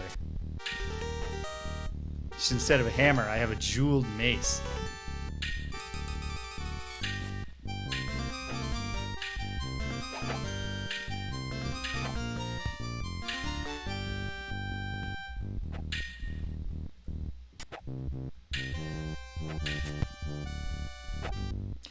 Another thing where here in these late game fights, I would be at a much better advantage. Again, had I developed my character in a rational way that included being able to identify items, because I bet I have passed over, you know, magical armor and magical weapons.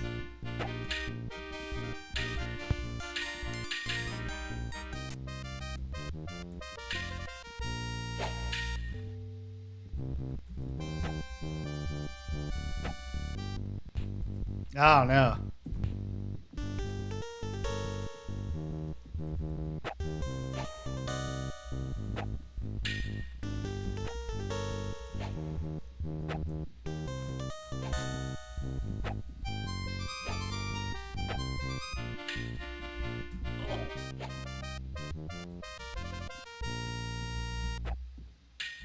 Oh, they're dropping money. Maybe I can maybe I can pick up enough money.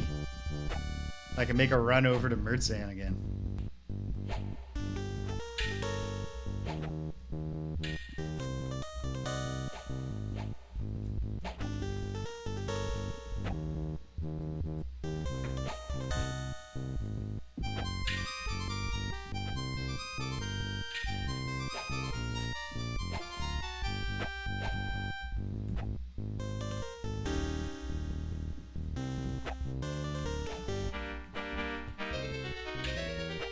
Doesn't help that I'm not landing any hits on her.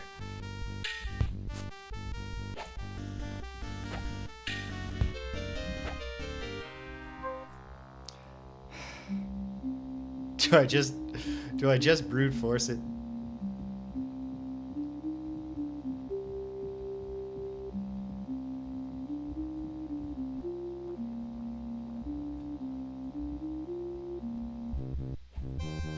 Oh, excuse me, sirs. Oh no, why are the merchants getting involved?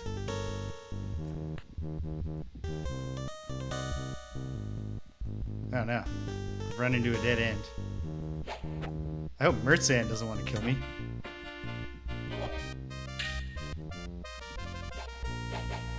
Is this Olgri? Oh no.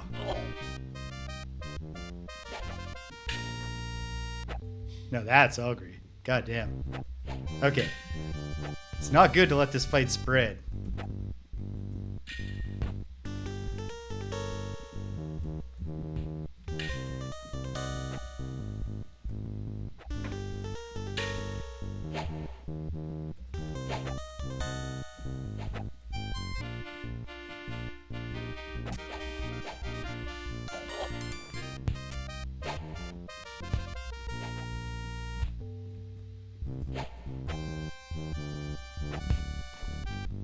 Oh man.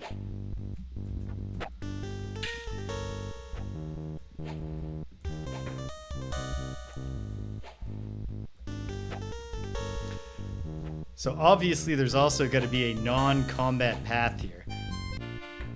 It seems silly to have my ultimate combat character and go looking for the non-combat path though. Oh no, come on.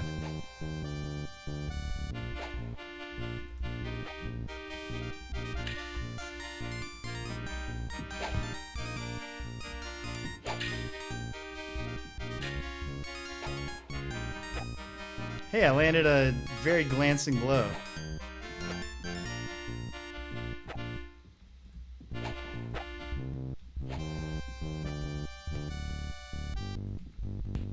Alright, if she defeats me here, instead of just continuously slogging, taking advantage of my planes hopping power, which by the way, should the Guardian not have warned her about this?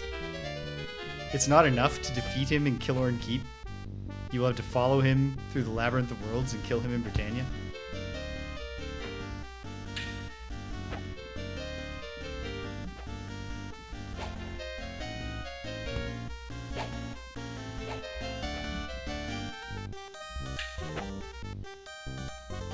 Yeah, she's not even off green, so this is not a good sign.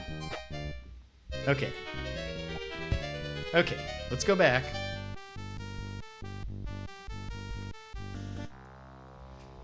Okay, let's do this smart. Well, it's too late for me to do anything smart in this game. But let's do it less stupid. First of all, do I have any skill points unspent? Only one. But if I'm going to try to fight, and I might as well, I'll figure out what if I have to, if it comes to it, you know, I can try to figure out the non-combat path, but...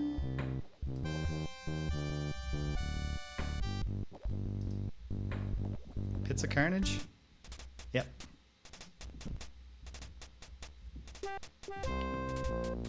Grind up a little bit more money. See if Mertzan will sell me a second potion of Iron Flesh. But also, perhaps while I'm doing it, I'll get a few more skill points.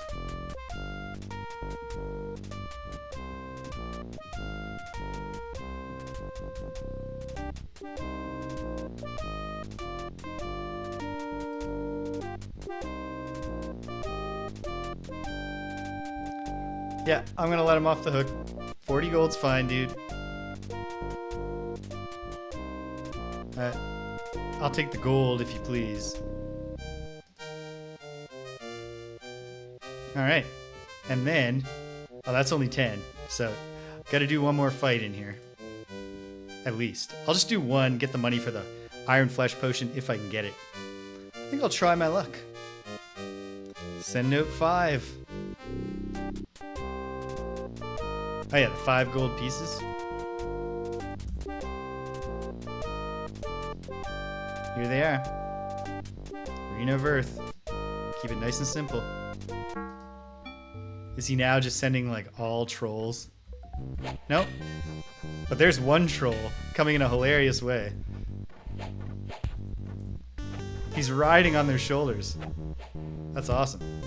Anyway, I'll take advantage of the troll's poor defense to take it out first.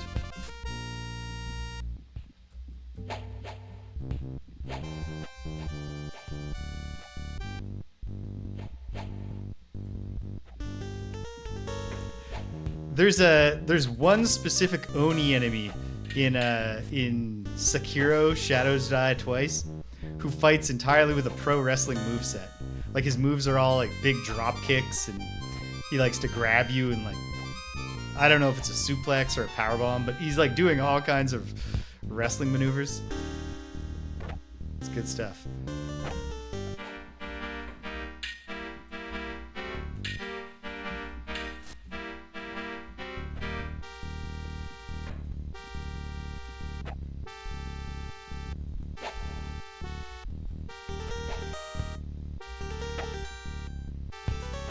Ugh.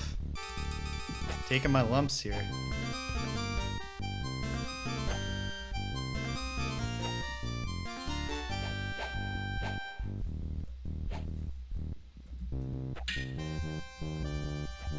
And I steered the battle back into more fighting. Yikes. It's counterproductive to use a healing potion, so I'm just going to use the strategy called hoping it works out. I mean, honestly, I can probably pick up the money that I need off the floor in here.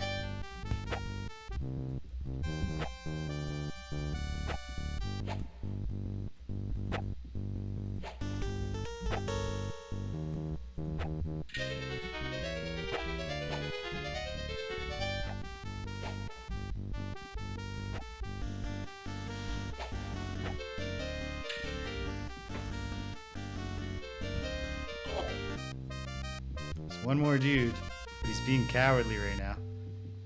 Where is he?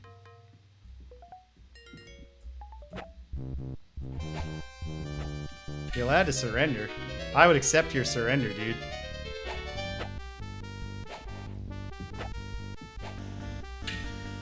It's entirely possible, though, that he gets lucky, though. Arrgh. God damn. Okay. Once more. We're gonna beat this game. We're gonna beat this game today.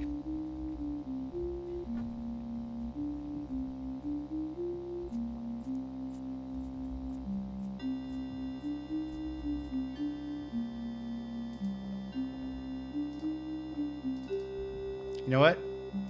Can I get to 100 coins? Just off the strength of what I can pick up off the ground, plus the payout from the fight that I'd already won here and just never come back for.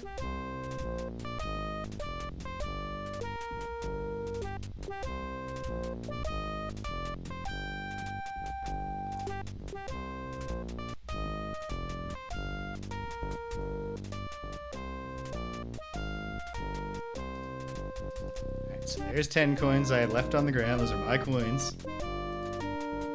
He's not going to get mad. No, I believe the payoff is 50. Ha ha ha. Gold. Yeah, that's right.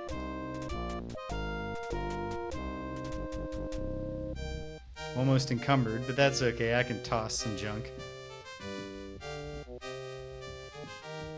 Suppose I could also consider the possibility that it's just time to unload all of my wands. Maybe I've got some really powerful wands going on that I don't even realize. But okay. 18 coins.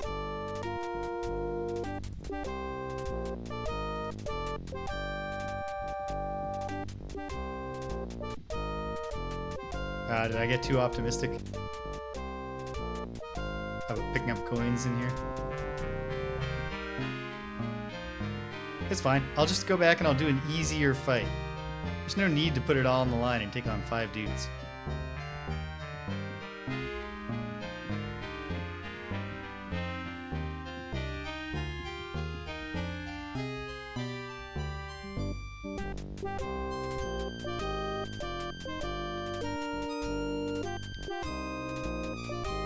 gonna try my luck, pal.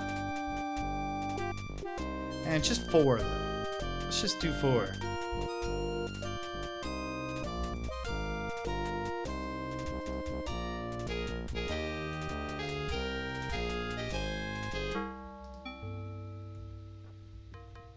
Alright, who wants it?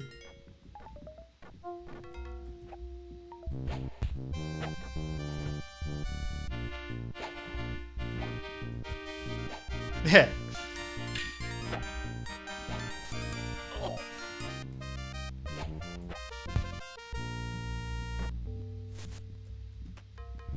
The wand of just getting this one end game combat over with so you can release the djinn and have your victory at last. Oh, there's more money I could have picked up off the ground.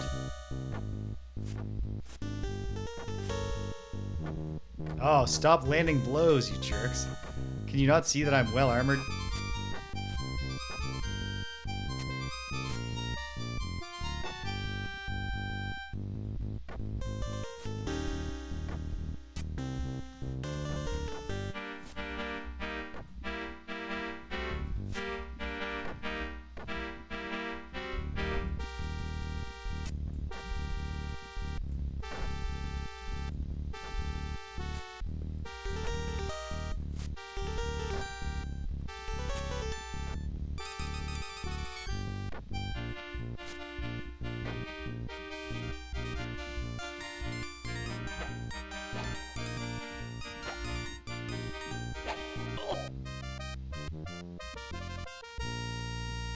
Alright, where's the rest of them?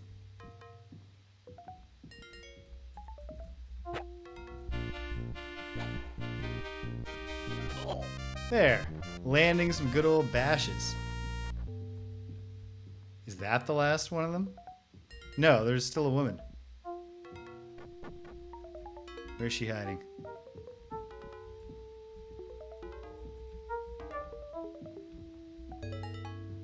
Or are they all beaten? Are they all beaten? She might have straight up run. Well, since Josper might be ripping me off, I should pick up the money that I saw dropped around.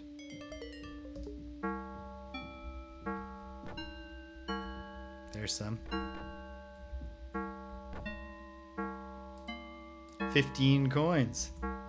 That's almost enough. I'm officially encumbered. But I've got room to discard some stuff. Like, I'm probably never going to drink these potions of poison yourself.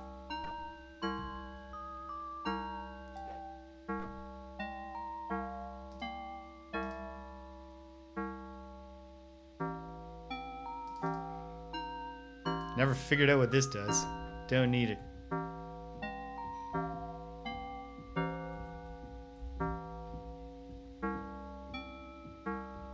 Okay, there's some coins.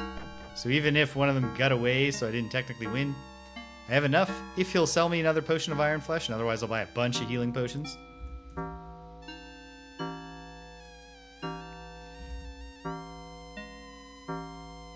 Barbecue tool or a tuning fork. I'll be kicking myself if it turns out I need to smack it against my knee before I start playing the Horn of Precor Loth there. Okay, who cares if I won? It scarcely matters. What's my skill point situation? I've got 3. Might as well put them all in defense. Rest up, go back, and win that fight. Look at me careening through the halls of the Labyrinth of Worlds. I know this place like the back of my hand, sort of. Who's attacking? Screw them. They had their chance.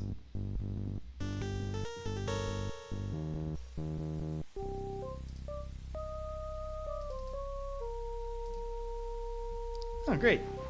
Haven't even become hungry.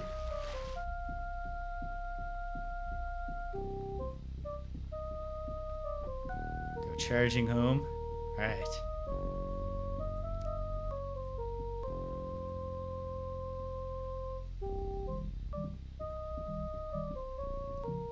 Definitely one consequence of playing the game only in weekly increments.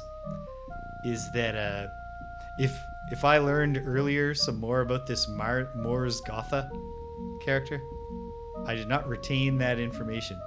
I gather that she's like the Guardian's avatar, sort of. That's the theme of her speech. Is, hey, we're counterparts.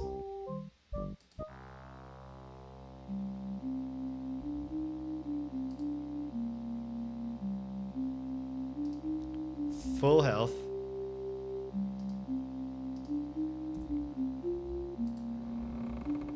Get a little bit better at fending off blows. Oh, I should have talked to the guy and found out the name of the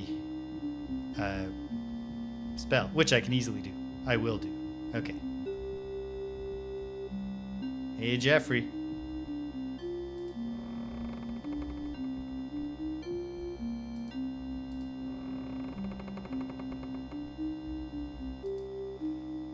Ah, James, it's kind of thee to drop in on me. I would fain spar with thee.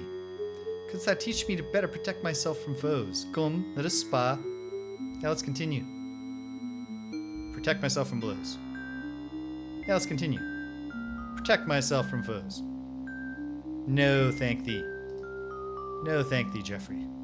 Do take good care, my friend, for I shall never speak to thee again. I mean, perhaps in Ultima 9. But Ultima 7 and 8 are not set in Britannia. And Jeffrey's whole thing is he kind of got a promotion he didn't want. And became the captain of the guards. Jeffrey's like only dialogue, because there's not a lot of character dialogue in Ultima 4 is, I want to fight in the battles. He's a man of action. So it's not great for him being the guy who like just has to make sure that everybody's wearing their guard hat the right way. Stuff like that.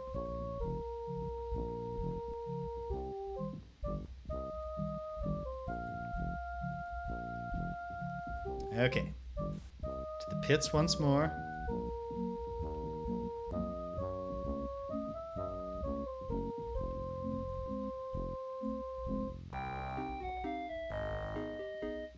Yep. Nearly empty lantern, but that's okay. I can spare a bit of magic to cast in lore if I need to. Okay, where's my dorky friend? If you won't repeat it, I'll just look it up in the... What? Oh, I know what's going on there.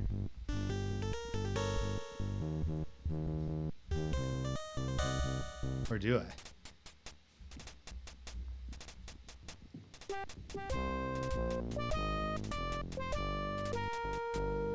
Hey, Zolgith! He's not gonna have the dialogue back. Okay. Sorry, Zolgith. Bothering you for no reason. I'll just need to look up the thing you told me.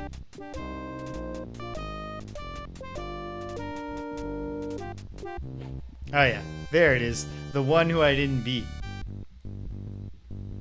You want it that bad? No, you know what? You might have a family.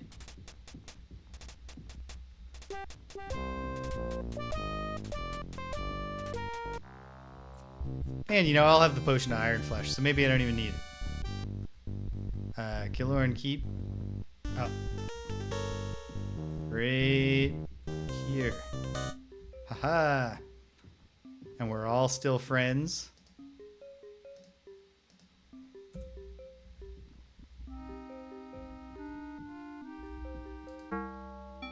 Hey, Mertzan. I have your potions. I had something special in mind, hoping that this is a recurring item. No, okay. Fair enough. Alright. Tell me about your potions. If it pleases you, yes. Tell me about your best potions. I guess it's just greater heal. Very well.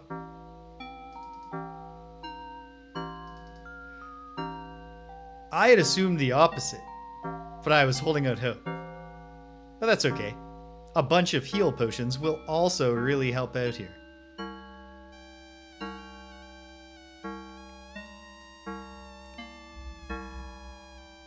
Yeah, it's very true that the single-use potion of Iron Flesh seems cruel. Tell me about your potions. If it pleases you, tell me about the expensive ones. I'd like a potion of greater heal.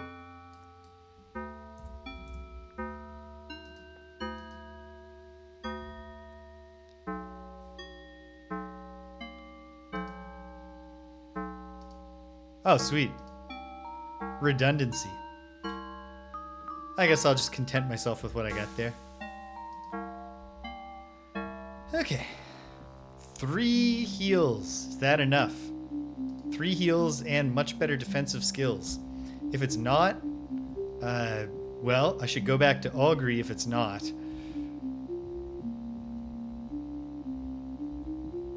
Because it feels like if any character is the key to finding the non-violent path, it's Augury, the guy who knows a lot of stuff and is also a nice guy.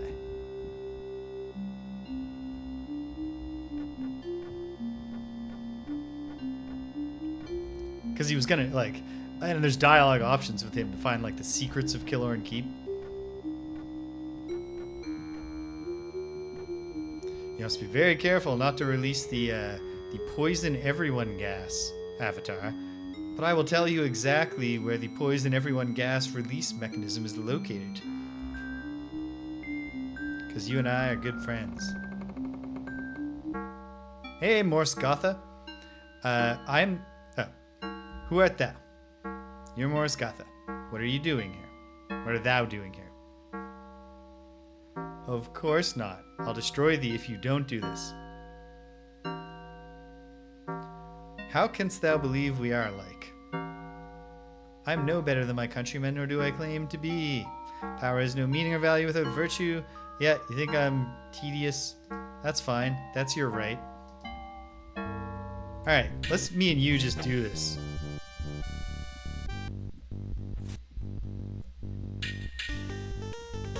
At least until these jerks catch up with us.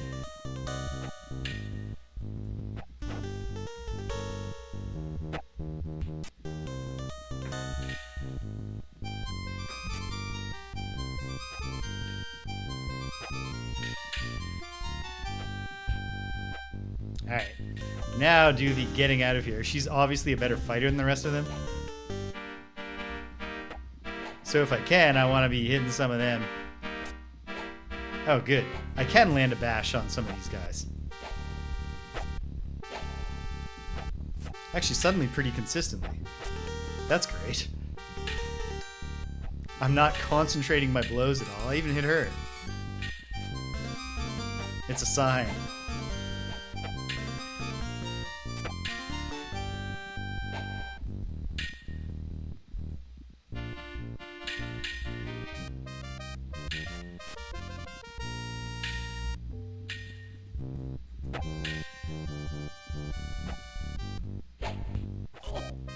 Doesn't take nearly as much bashing to kill them as swiping.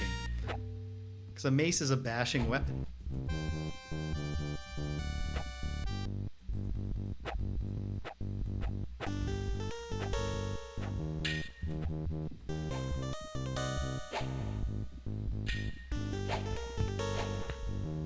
Ah, so you do want it. You do want to get involved. This is how it has to be, huh? Is this Mertzen that I'm killing? That's a shame. I don't know why he would feel so invested in the fight. I'm a good customer. And he's just a merchant. He doesn't have to serve the Guardian.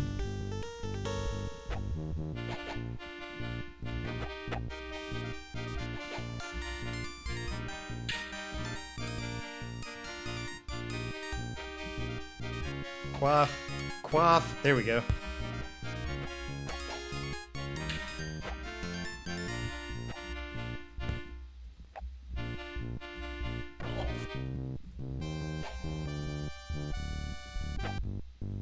She's still green.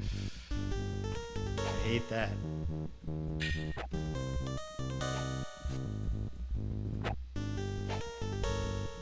But also, she's got to feel a little bit more despair every time I bash in one of these guys' heads. Oh no. She's landed big hits on me. Well, it's not going to save you. Here, you.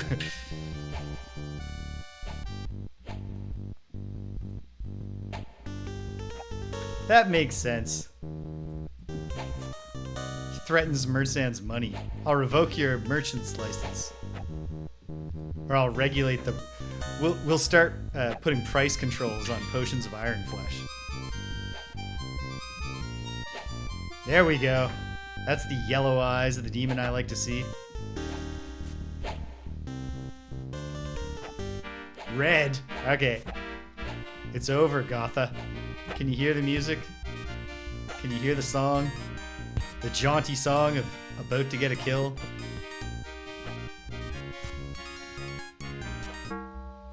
Guardian! Guardian! A red moon gate appears behind her and moves to engulf her. At the last instant, she hesitates. Wait, I need that spell. She is swallowed up. Oh, the spell book, you say? Okay, great. That's convenient.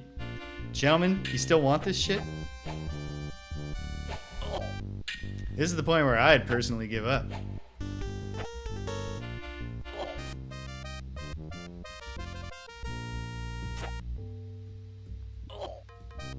I mean, actually, I don't want to brag or anything.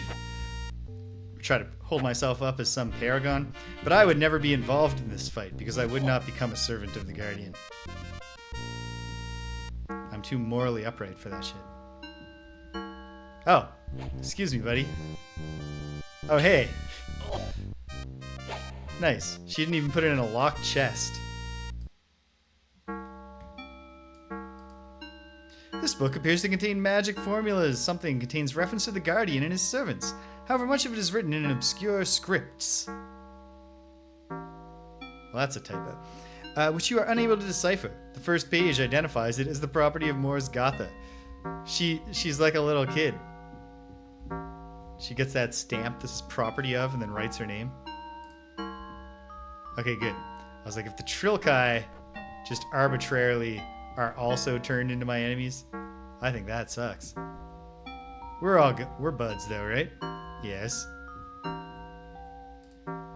Peaceful guard. Yeah. But yeah, okay. I've clubbed Mertsan to death. And I thought we were friends, me and him. I thought we had a rapport.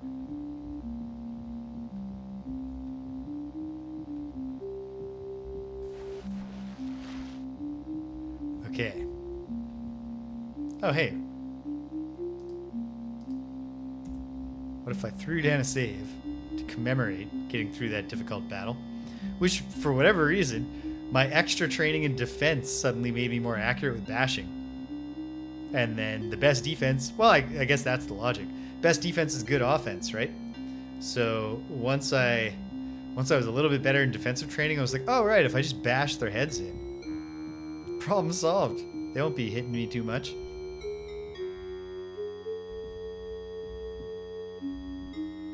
All right, Nistel. I'd really like for you to be helpful now. Avatar, I heard that it's bring home an arcane book from abroad. May I look at it? No. I'm gonna figure it out for myself eventually. I like cryptograms. Of course. Thank the Avatar. This may prove most important. With the text of this spell in my hands, I shall be able to unravel the Guardian's spell like a clever knot. We need know only two more things. What was the place and time of the original casting? When the Guardian's Ancient performed the ceremony to bring the Dark Jewel upon us? And where did it happen? I hate you, man. Okay. Wait, hold on. Is it Killorn Keep? Nay, my calculations say this is impossible. I must go and ask those left in the castle. Someone must have seen or heard something. Oh, end game dialogue with the other characters. I'm into that.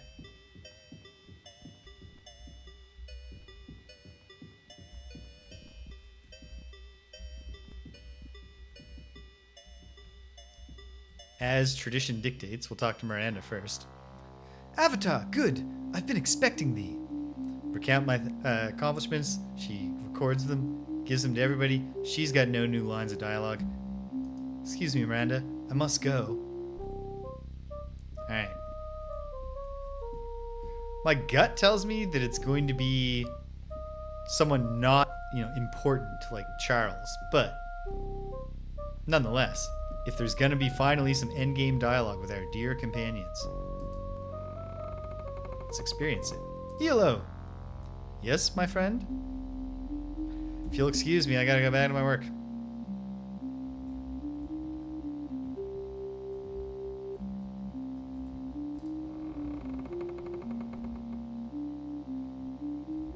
Ah, there he is. Pressed into the corner with all his drinks. Pardon me, I must be going. Of course, this might be dialogue I've already received at some point. I hope not.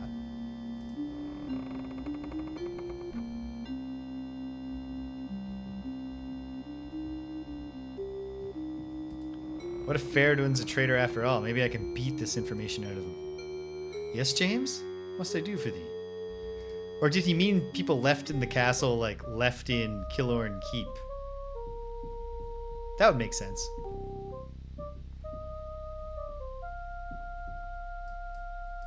But we're moving fast. We can try every possibility. What can I do for thee, James?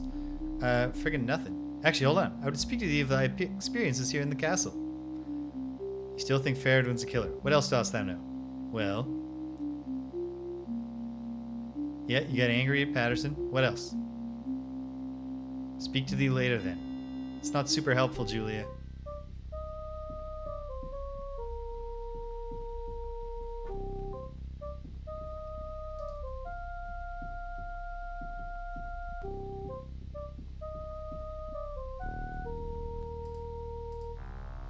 Nana, excuse me.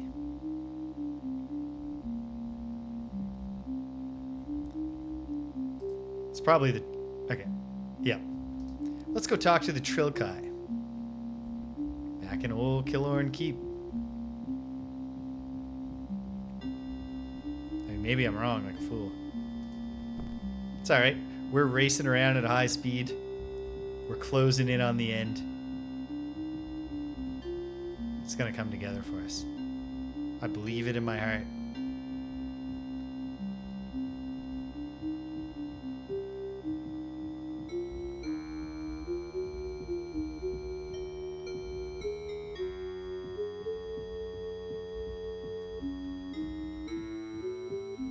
The Avatar, friend to all lurkers.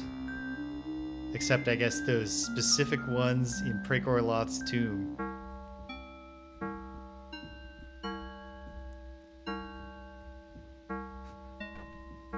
Okay. Are these ones still just like... yeah, don't speak to us here. Okay. That's fair. So, let me check with Augury, just in case.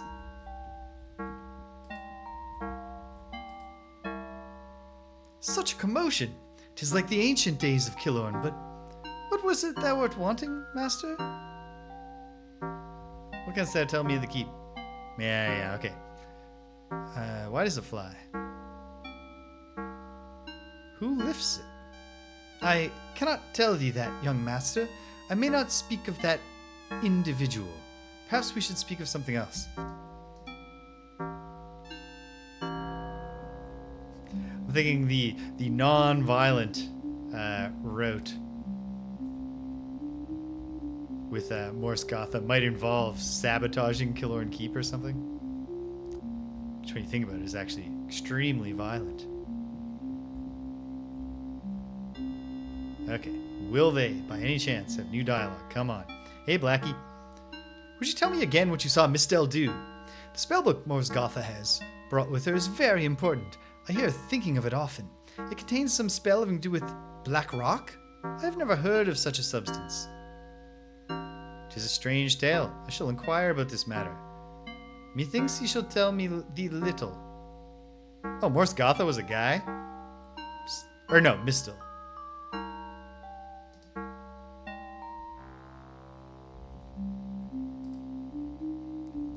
And you just want water, don't you, Josie? Or she doesn't want water, so she has no use for me. But okay. Mistel. Is that the woman who's in charge here?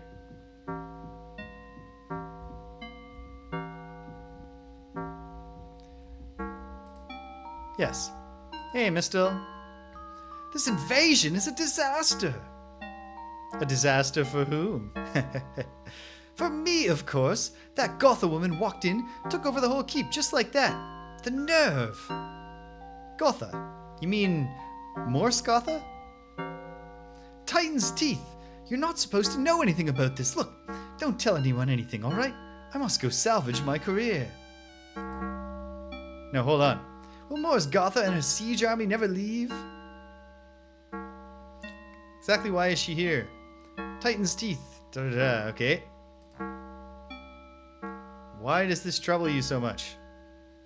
She's taken over the entire keep. It's as if the Guardian never intended to promote me out of this backwater at all. She kind of has an Olivia Colman look to her face, which obviously would not have been intended. Perhaps this is the case. Fa! Much help thou art. Now excuse me, I must go salvage my career. No, hold on. Hold on, Misto. We're getting somewhere with this. Why does it trouble you so much? You're a fool to have any faith in the Guardian. Nay, the Guardian knows merit when he sees it. Someday he shall recognize my worth. It is but a test, just another test. It really is not.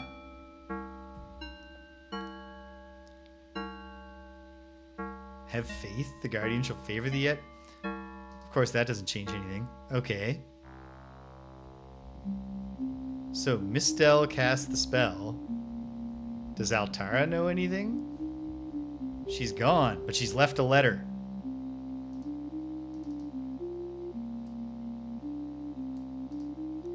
Avatar, I dare not remain in the keep any longer. The situation is too dangerous.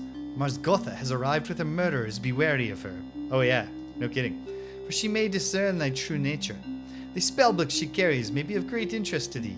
Good luck. I hope we shall meet again one day, Altara. Okay, Altara. But that's not the super important information I was hoping you would impart. She didn't even take her kebab.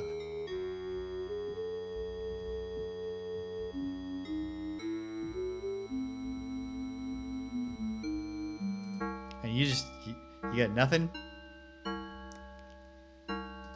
I was hoping that, Mistel, that I could tell you that I did this.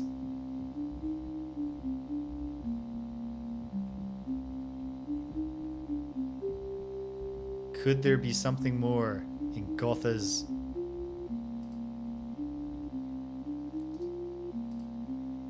Chest is empty. Oh dear.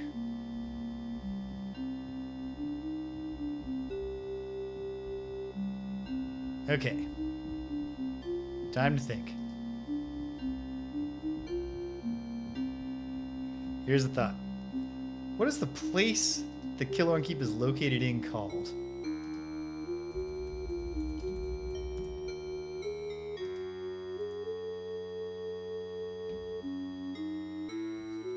Unnamed world. Thanks.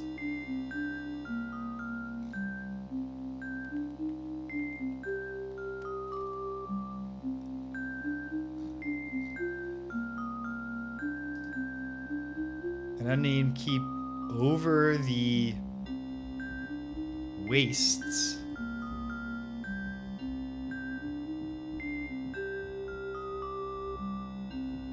I don't know. Wait, maybe there's more dialogue with Thibris now.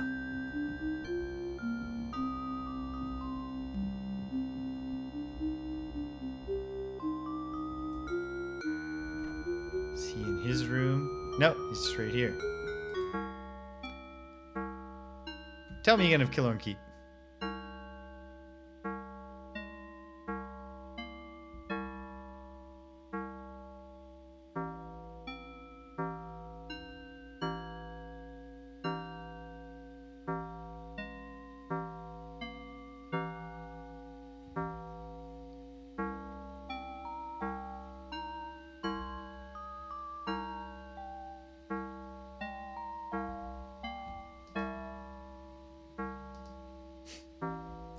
Okay.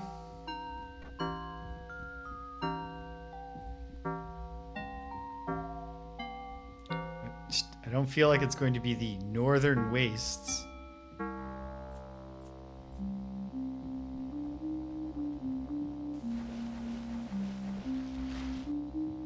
Seems very likely that I might have, you know, I've gained this knowledge at some point, but didn't realize that, like Ultima 4, Ultima Underworld 2 was going to end with a trivia quiz.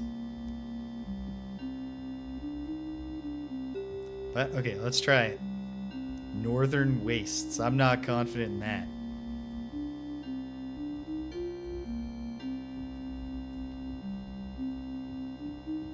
This is not the right way to go. Or no, yes it is.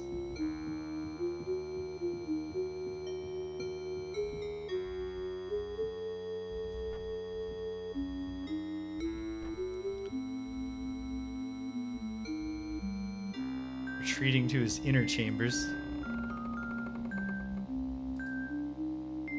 Hast thou found the time and place? I certainly don't know. Where did it happen? Other Northern Wastes? It's impossible. Go and ask those left in the castle. He must be Which fucking castle is he talking about? That would be helpful knowledge. Okay.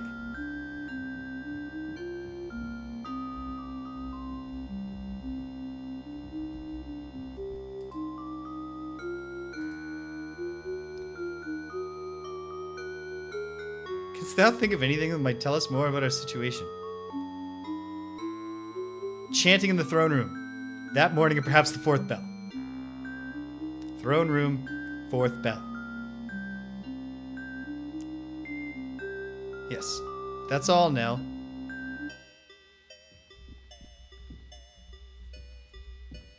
Okay. Hey, we still got some new and plot-relevant, interesting dialogue in Killorn Keep, so it wasn't a waste. Okay, here we go. Has to found the time place? Yes. Where did it happen? Throne room. Yes, throne room. My calculations agree with you there. And now, what time of night was it? Fourth bell. Okay, I'm supposed to say 4 a.m. Yes.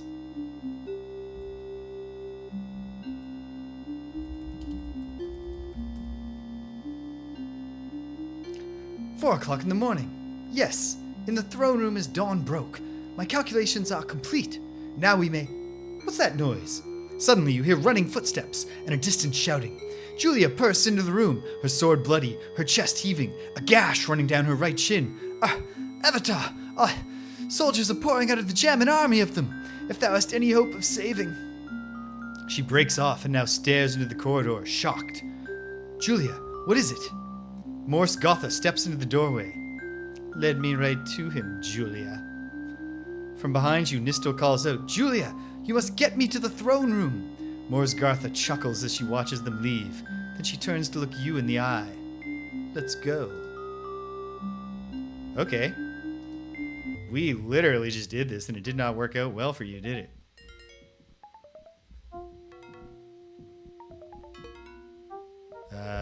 There she is.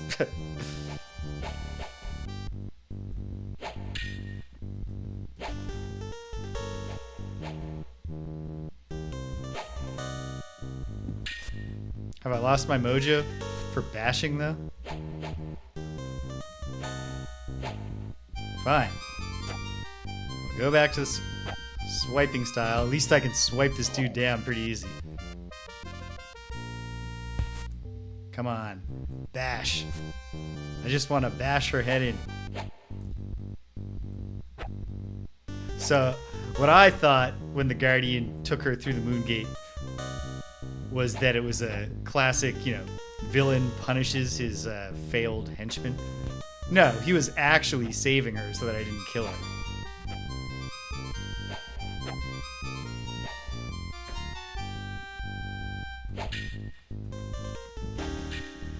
Hey, Jeffrey, Dupre, Elo, anybody want to No, it's okay. They can actually storyline explain this, that they were holding off the hordes that Julia claimed were coming.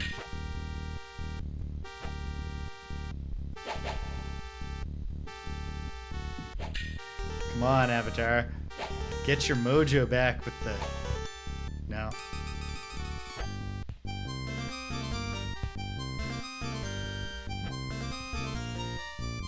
And all of a sudden, she's got her mojo. I don't like that. Ooh, that was a nice hit, though.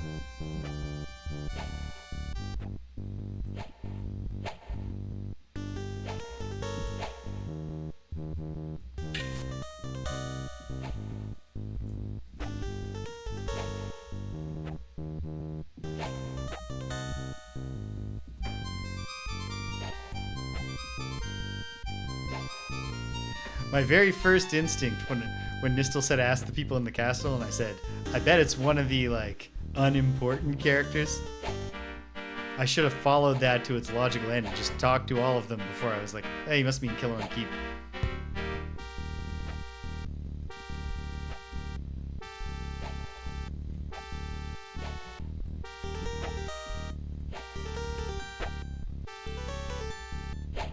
Just want to land bashes again. It feels so much more satisfying to land a bash than a swipe. Oh no, I die here if she kills me.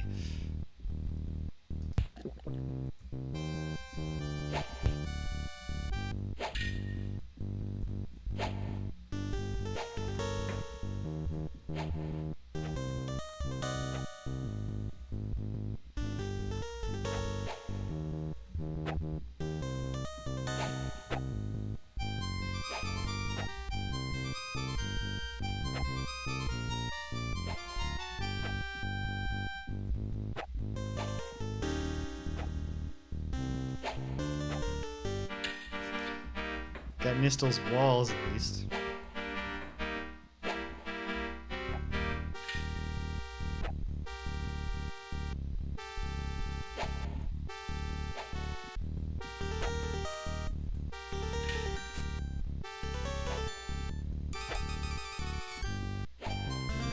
It's going to take forever at this rate. It was hard. It took a lot of hits to kill her when I was landing bashes.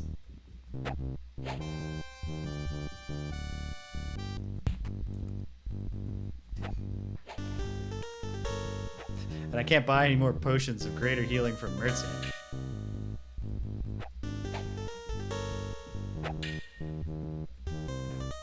Because I bashed his head in.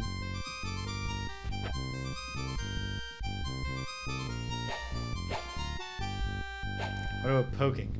Is poking surprisingly devastating? Probably not.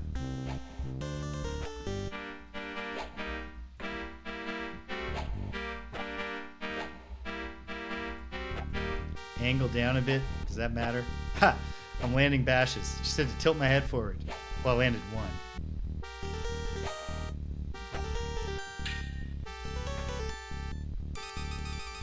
Is it just because Morris Gotha is a little shorter than me?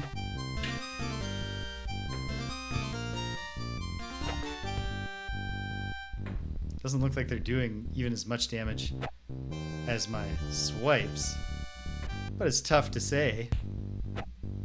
Oh, damn it. Get out of here, pal.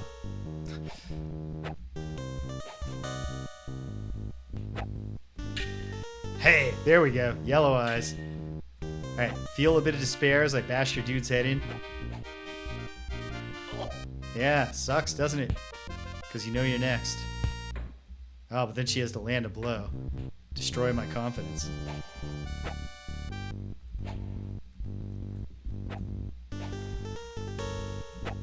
What a one weird trick for combat. Tilt your head forward one press of the look down button to massively increase your accuracy. You want to surrender? Guardian, Guardian, get me out of here. She coughs blood. God damn it. Who is this god you speak of?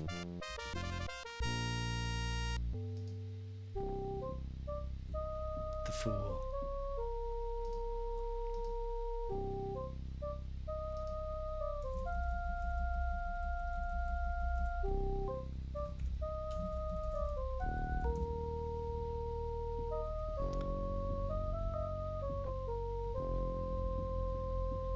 to the throne room.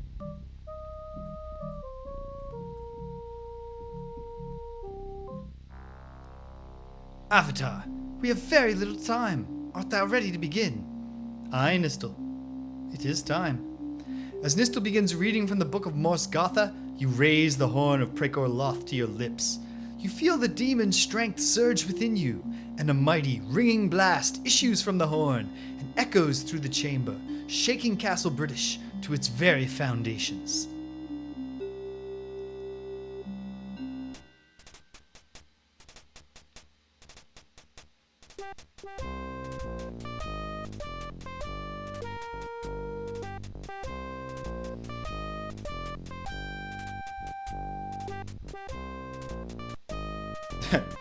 The horn is so powerful it can even shatter glass.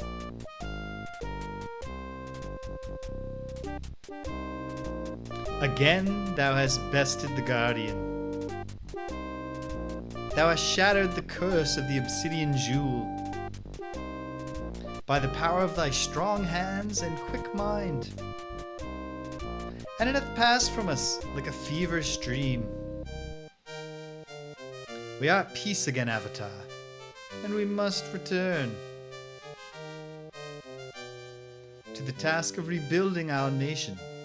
Come, 'tis time we breathed once more the sweet air of Britannia. Yeah, the Guardian doesn't catch on quick, because there are 3 more games worth of the Guardian schemes. Congratulations! You have just won Ultima Underworld 2, Labyrinth of Worlds. Thank you for playing. Thank you for creating a fun game for me to enjoy playing.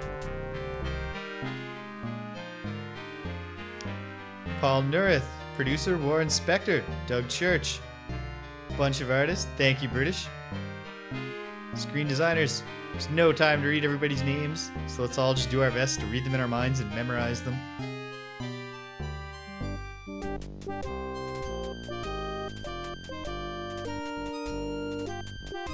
Hey, Dr. Cat.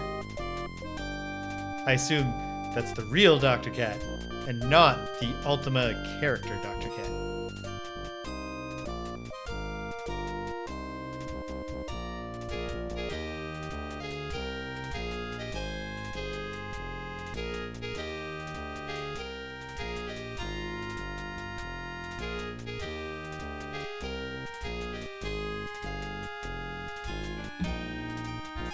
All right.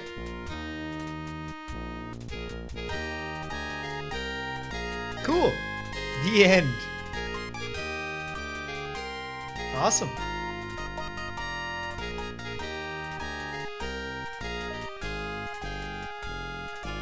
Well,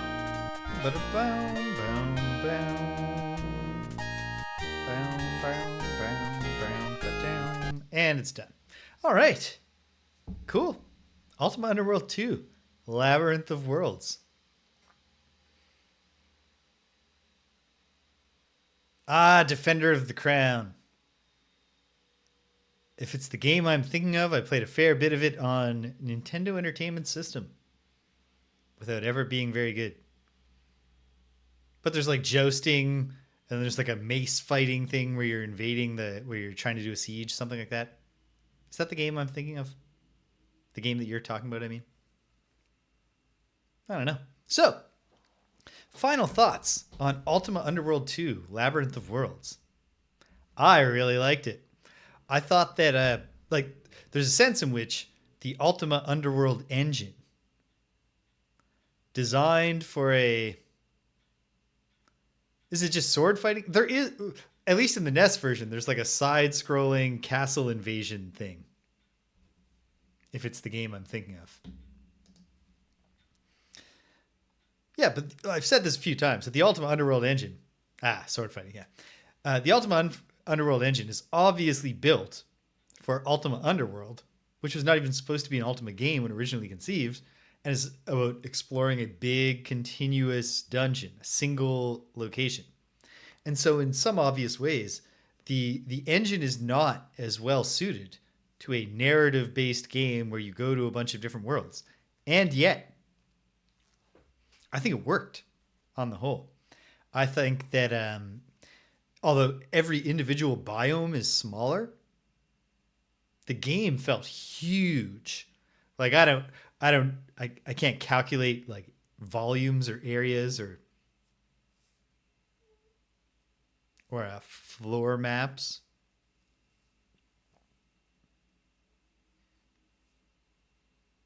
Menzo Baranzan? I don't think I've ever heard of that. Uh, but yeah, I bet that if you added up all the physical space of Ultima Underworld 2, it probably is bigger than Ultima Underworld 1, even without having a single dungeon that's as big. And it still has enough, like some of the areas are more narrative driven, like Talara's is not really like dungeony at all.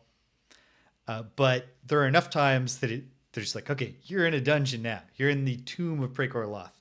You are in the caves below the Pits of Carnage. You are in the Ice Cavern. Yeah, that such that you get a lot of different smaller dungeon crawls. And in some ways, I really appreciate it, especially because of the way that I was playing the game in weekly increments. Having smaller bite-sized pieces of the game that gave me a sense of accomplishment as I finished them was really nice. I suppose in a sense, Ultima Underworld, the original, has that, just in the sense of as you go down the floors and like meet the different sub-communities and get quests from them and solve them. But it's a lot more clear when just you showed up in a place, there's a Guardian line of power and a Blackrock Gem somewhere, you've got both of them. Like one friendly character might have given you a quest. Yeah. Pretty cool. It does suffer from a thing that a lot of RPGs, a lot of computer RPGs that try to have skill systems suffer from, which is that not all of the skills are useful. And I think that, in fact, like the two skills that I focused on besides fighting to try to commit to a tinker gimmick were completely useless because there are spells that do both lockpicking and item fixing better than anything. Speaking of swimming, Cedric, I didn't put a single point into my swimming skill. And while at one point I think Cyber Angel told me that you can start to take drowning damage, I don't think I ever experienced that. Or if I did, it was only during the lengthy portion when I was trying to figure out how to get to the lost city of Anadunas. So it's a bit of a bummer because, like, I don't regret it, ultimately, because it was fun picking the locks and finding broken items and fixing them.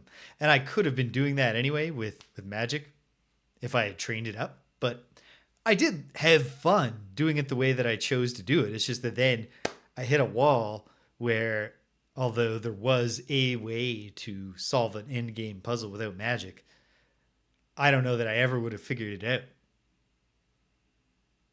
So I had to go and train up my magic then. So, like, it's got those little things, but it still has a lot of skills, and they do stuff, and it is cool that you can do that stuff. Honestly, I would say, like, take the mend item spell out of the game or have it be difficult to use or something, and that alone would make repair more useful. But I don't know. That's not that important. I really enjoy, like, here's the thing. Like, an immersive dungeon crawler, that's cool. But an Ultima game, that's something I'm more personally and directly into. So in that sense, like having a narrative and seeing the characters of the Ultima series and being in Castle British, like that appeals to me in a way that goes above and beyond. And like, a big plot that advances throughout the game, even if clumsily at times. Towards the end there just wasn't that much going on in the back home plot after I bashed Patterson's head in after he stabbed Nelson in the neck. Yeah.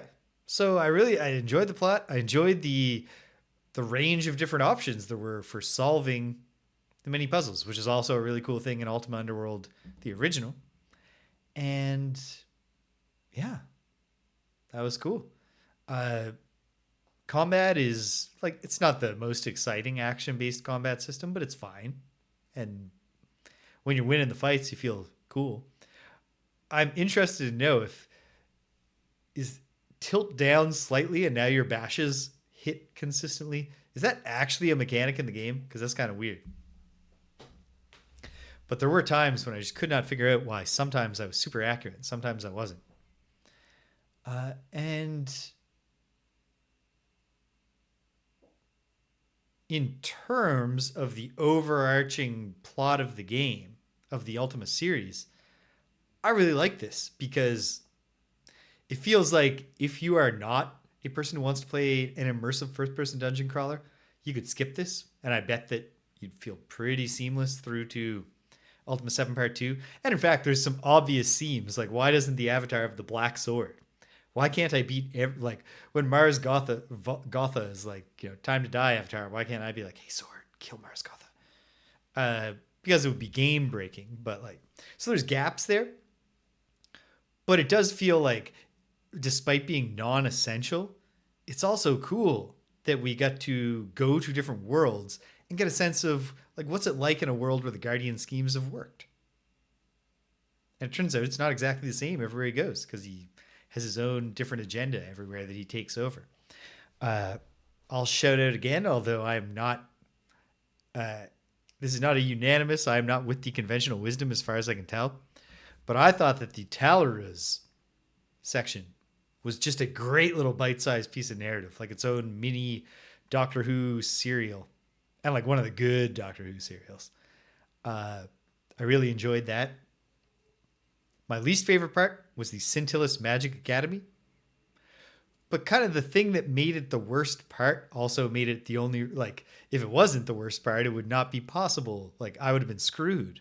Because what made it the worst part is that you're told that this is a magic test for experienced, apprentice wizards as their last step before becoming full-fledged wizards. And you mostly just need to win fights to clear it. That's stupid. I like the puzzles. Switch puzzles. There were various ones that, yeah. And like, I would have survived doing that. So I guess there's really no good reason, given that they were going to kind of corral me into magic at the end anyway. Why not make the magic test make sense? And like put a little more, like why not make the way that a non-magic user gets through it the clever like alternative and not just what it seems to actually be built for. Puzzle wise, I enjoyed the puzzles. I thought that they were, even when it was like switch puzzles and like which some of these switches open and close doors in a chamber, like they were well constructed and I was able to solve them without breaking my brain or resorting to walkthroughs. And I love any game where you do a big ritual at some important point. And so I enjoyed doing the Jinn ritual, even if when it first sunk into me that I was going to have to do it, I felt a bit of despair. I'm really lucky that the basilisk oil was on the first level of the sewers. Or we'd probably, like if it was in Scintillas Magic Academy or something, we probably would have been playing this game all the way through March, beating it in April. But that really just worked out for me. And it also must be said, if I had played this on a more condensed timeline, a lot of these things would have just worked out for me easier. Because I would have remembered having heard things about them before. What can you do? But in the end, really, really good game. This is not an Ultima Underworld 2 specific thing, but man, what a great auto map. Like the combination of the auto mapping itself and then the annotation tool, just really intuitive and really nice thing to have. Because once you've gone past grids, it's not as fun to draw a map on paper. So excellent tool. And it worked great here. It's part of how I solved the switch puzzles. Yeah. So on the whole, just it's an excellent game. I'm not sure that it's better than the first one. I think it hit better for me, but I think someday I got to replay the first one and actually do a magic build and try to experience some of this, train up my magic and my lore. Maybe I'll do that someday. But yeah, Ultima Underworld 2, an excellent game.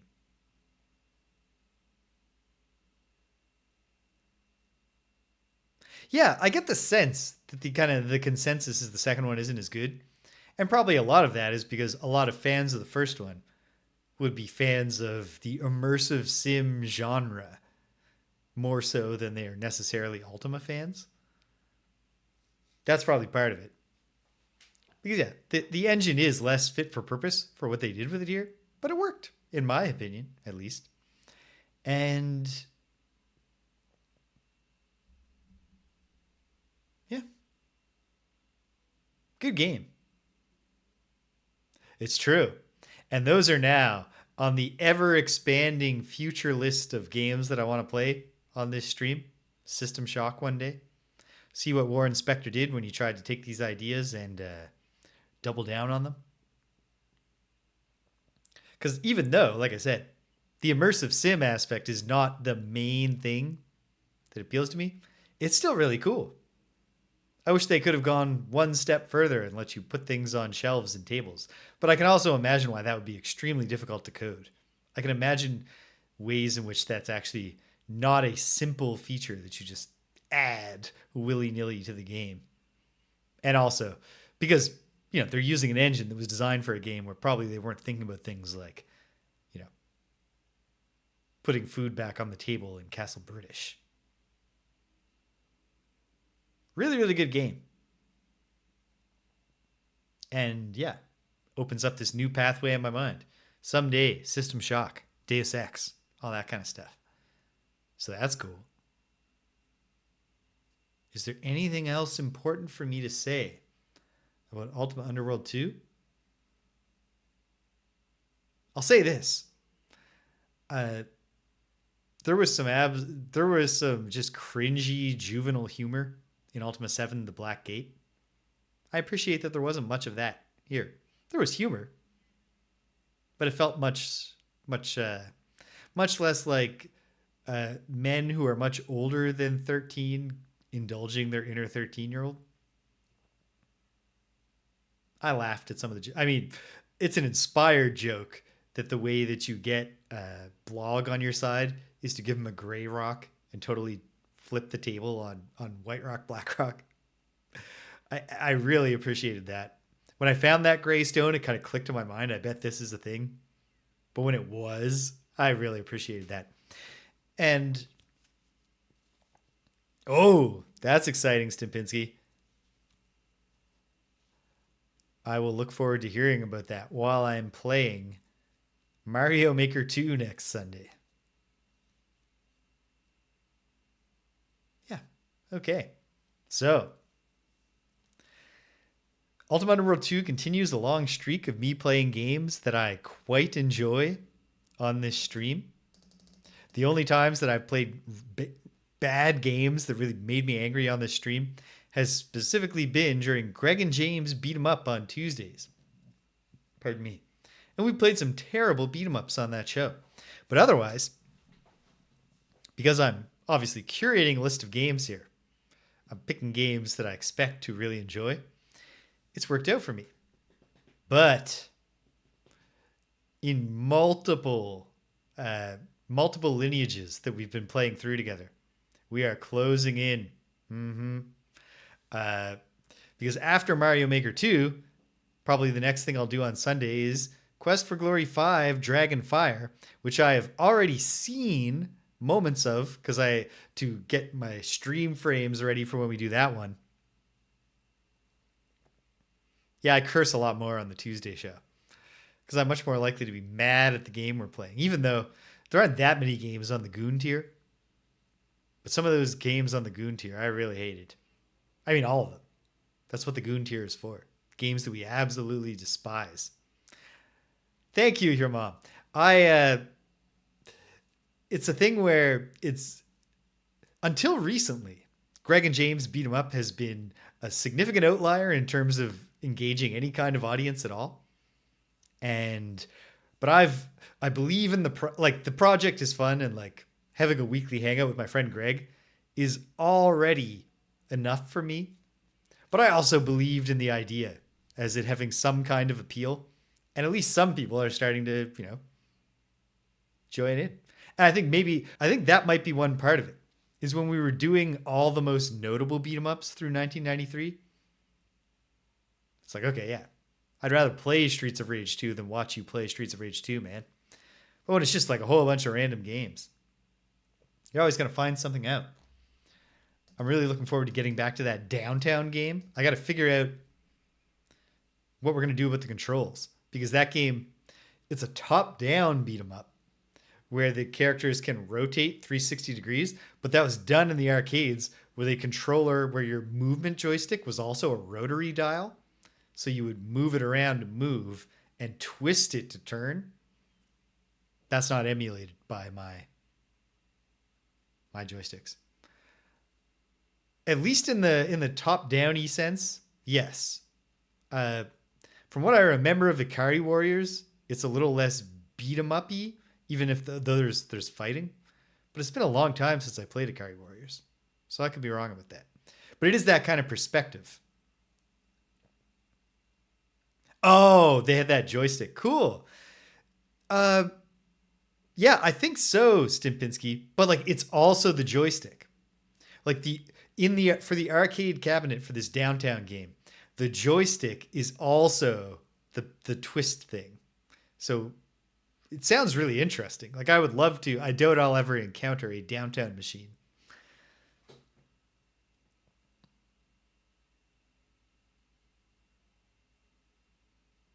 Yeah.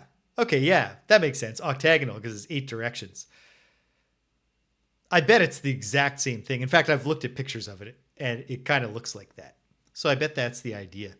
So obviously what we're going to have to do, I guess, is just either play with game pads, so that we have twin sticks and use the shoulder buttons almost like we're playing Dark Souls, or do it with the joysticks, but configure 2 buttons to be like rotate left and rotate right, and then have the attack buttons.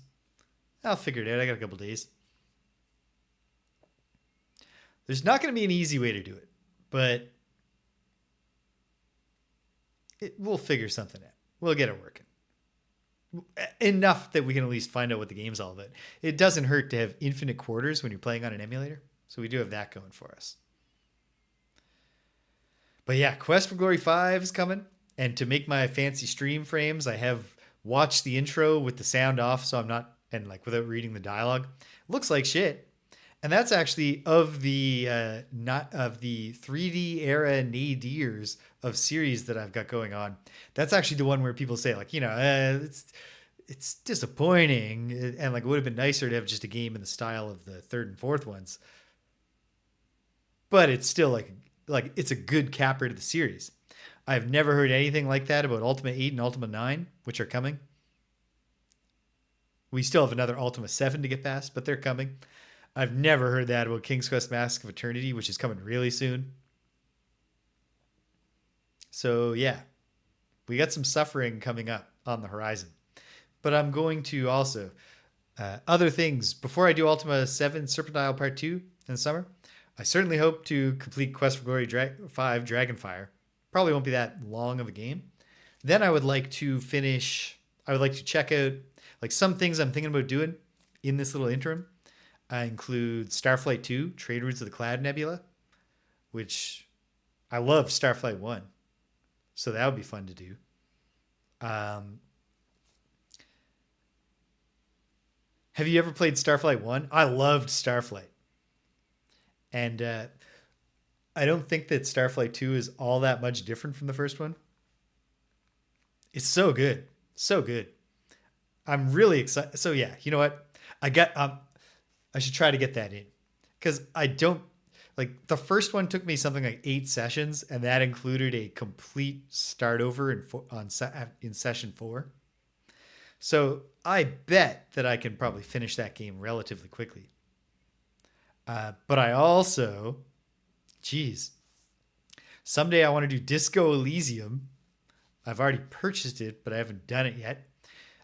For Christmas, I got the Super Mario RPG remake, which I'd love to do. So there's lots of stuff.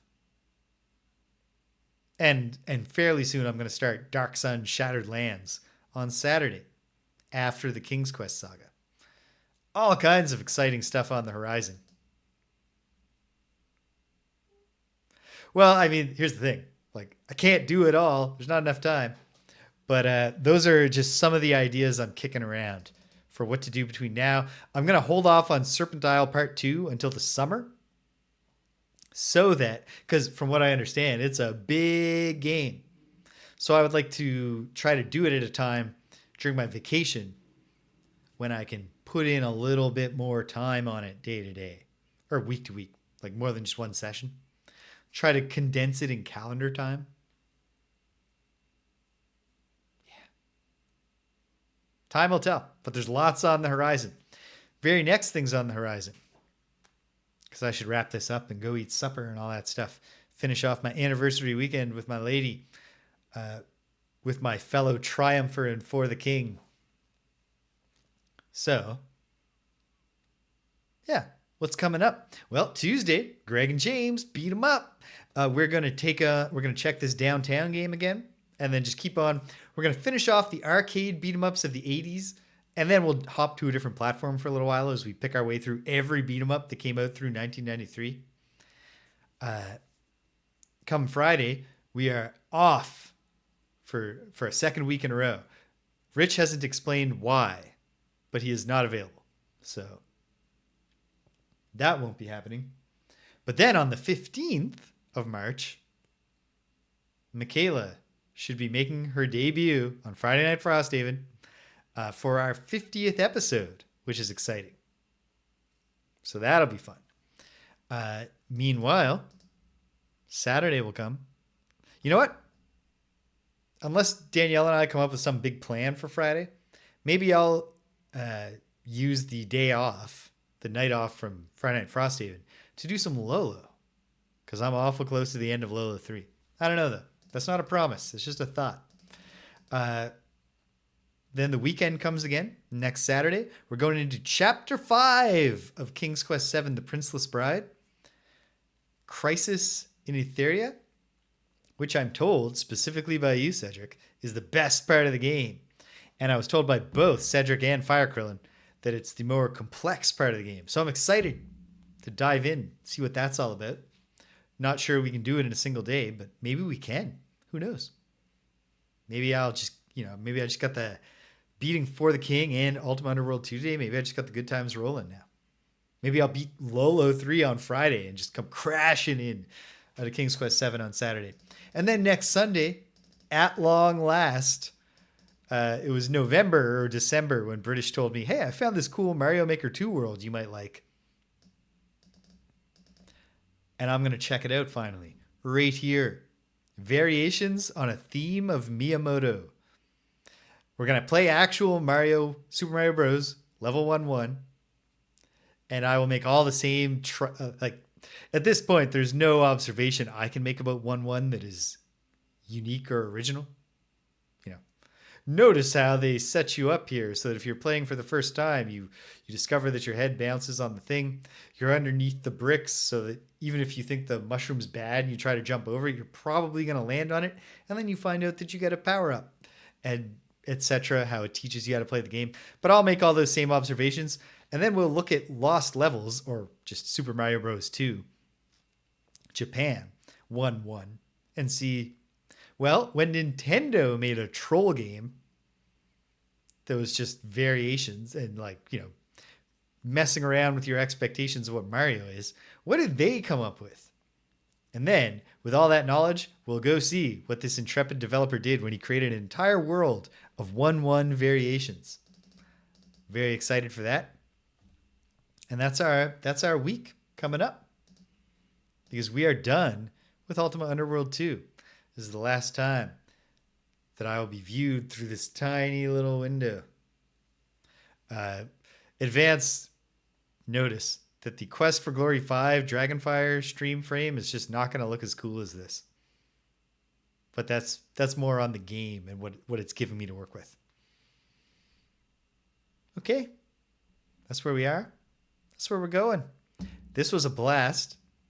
So, like, you know, and a big part of that, besides the game being quite good, is that it's just it's a fun thing to add to the experience of playing video games. To have a gang hanging out, joining you on the quest. So hey,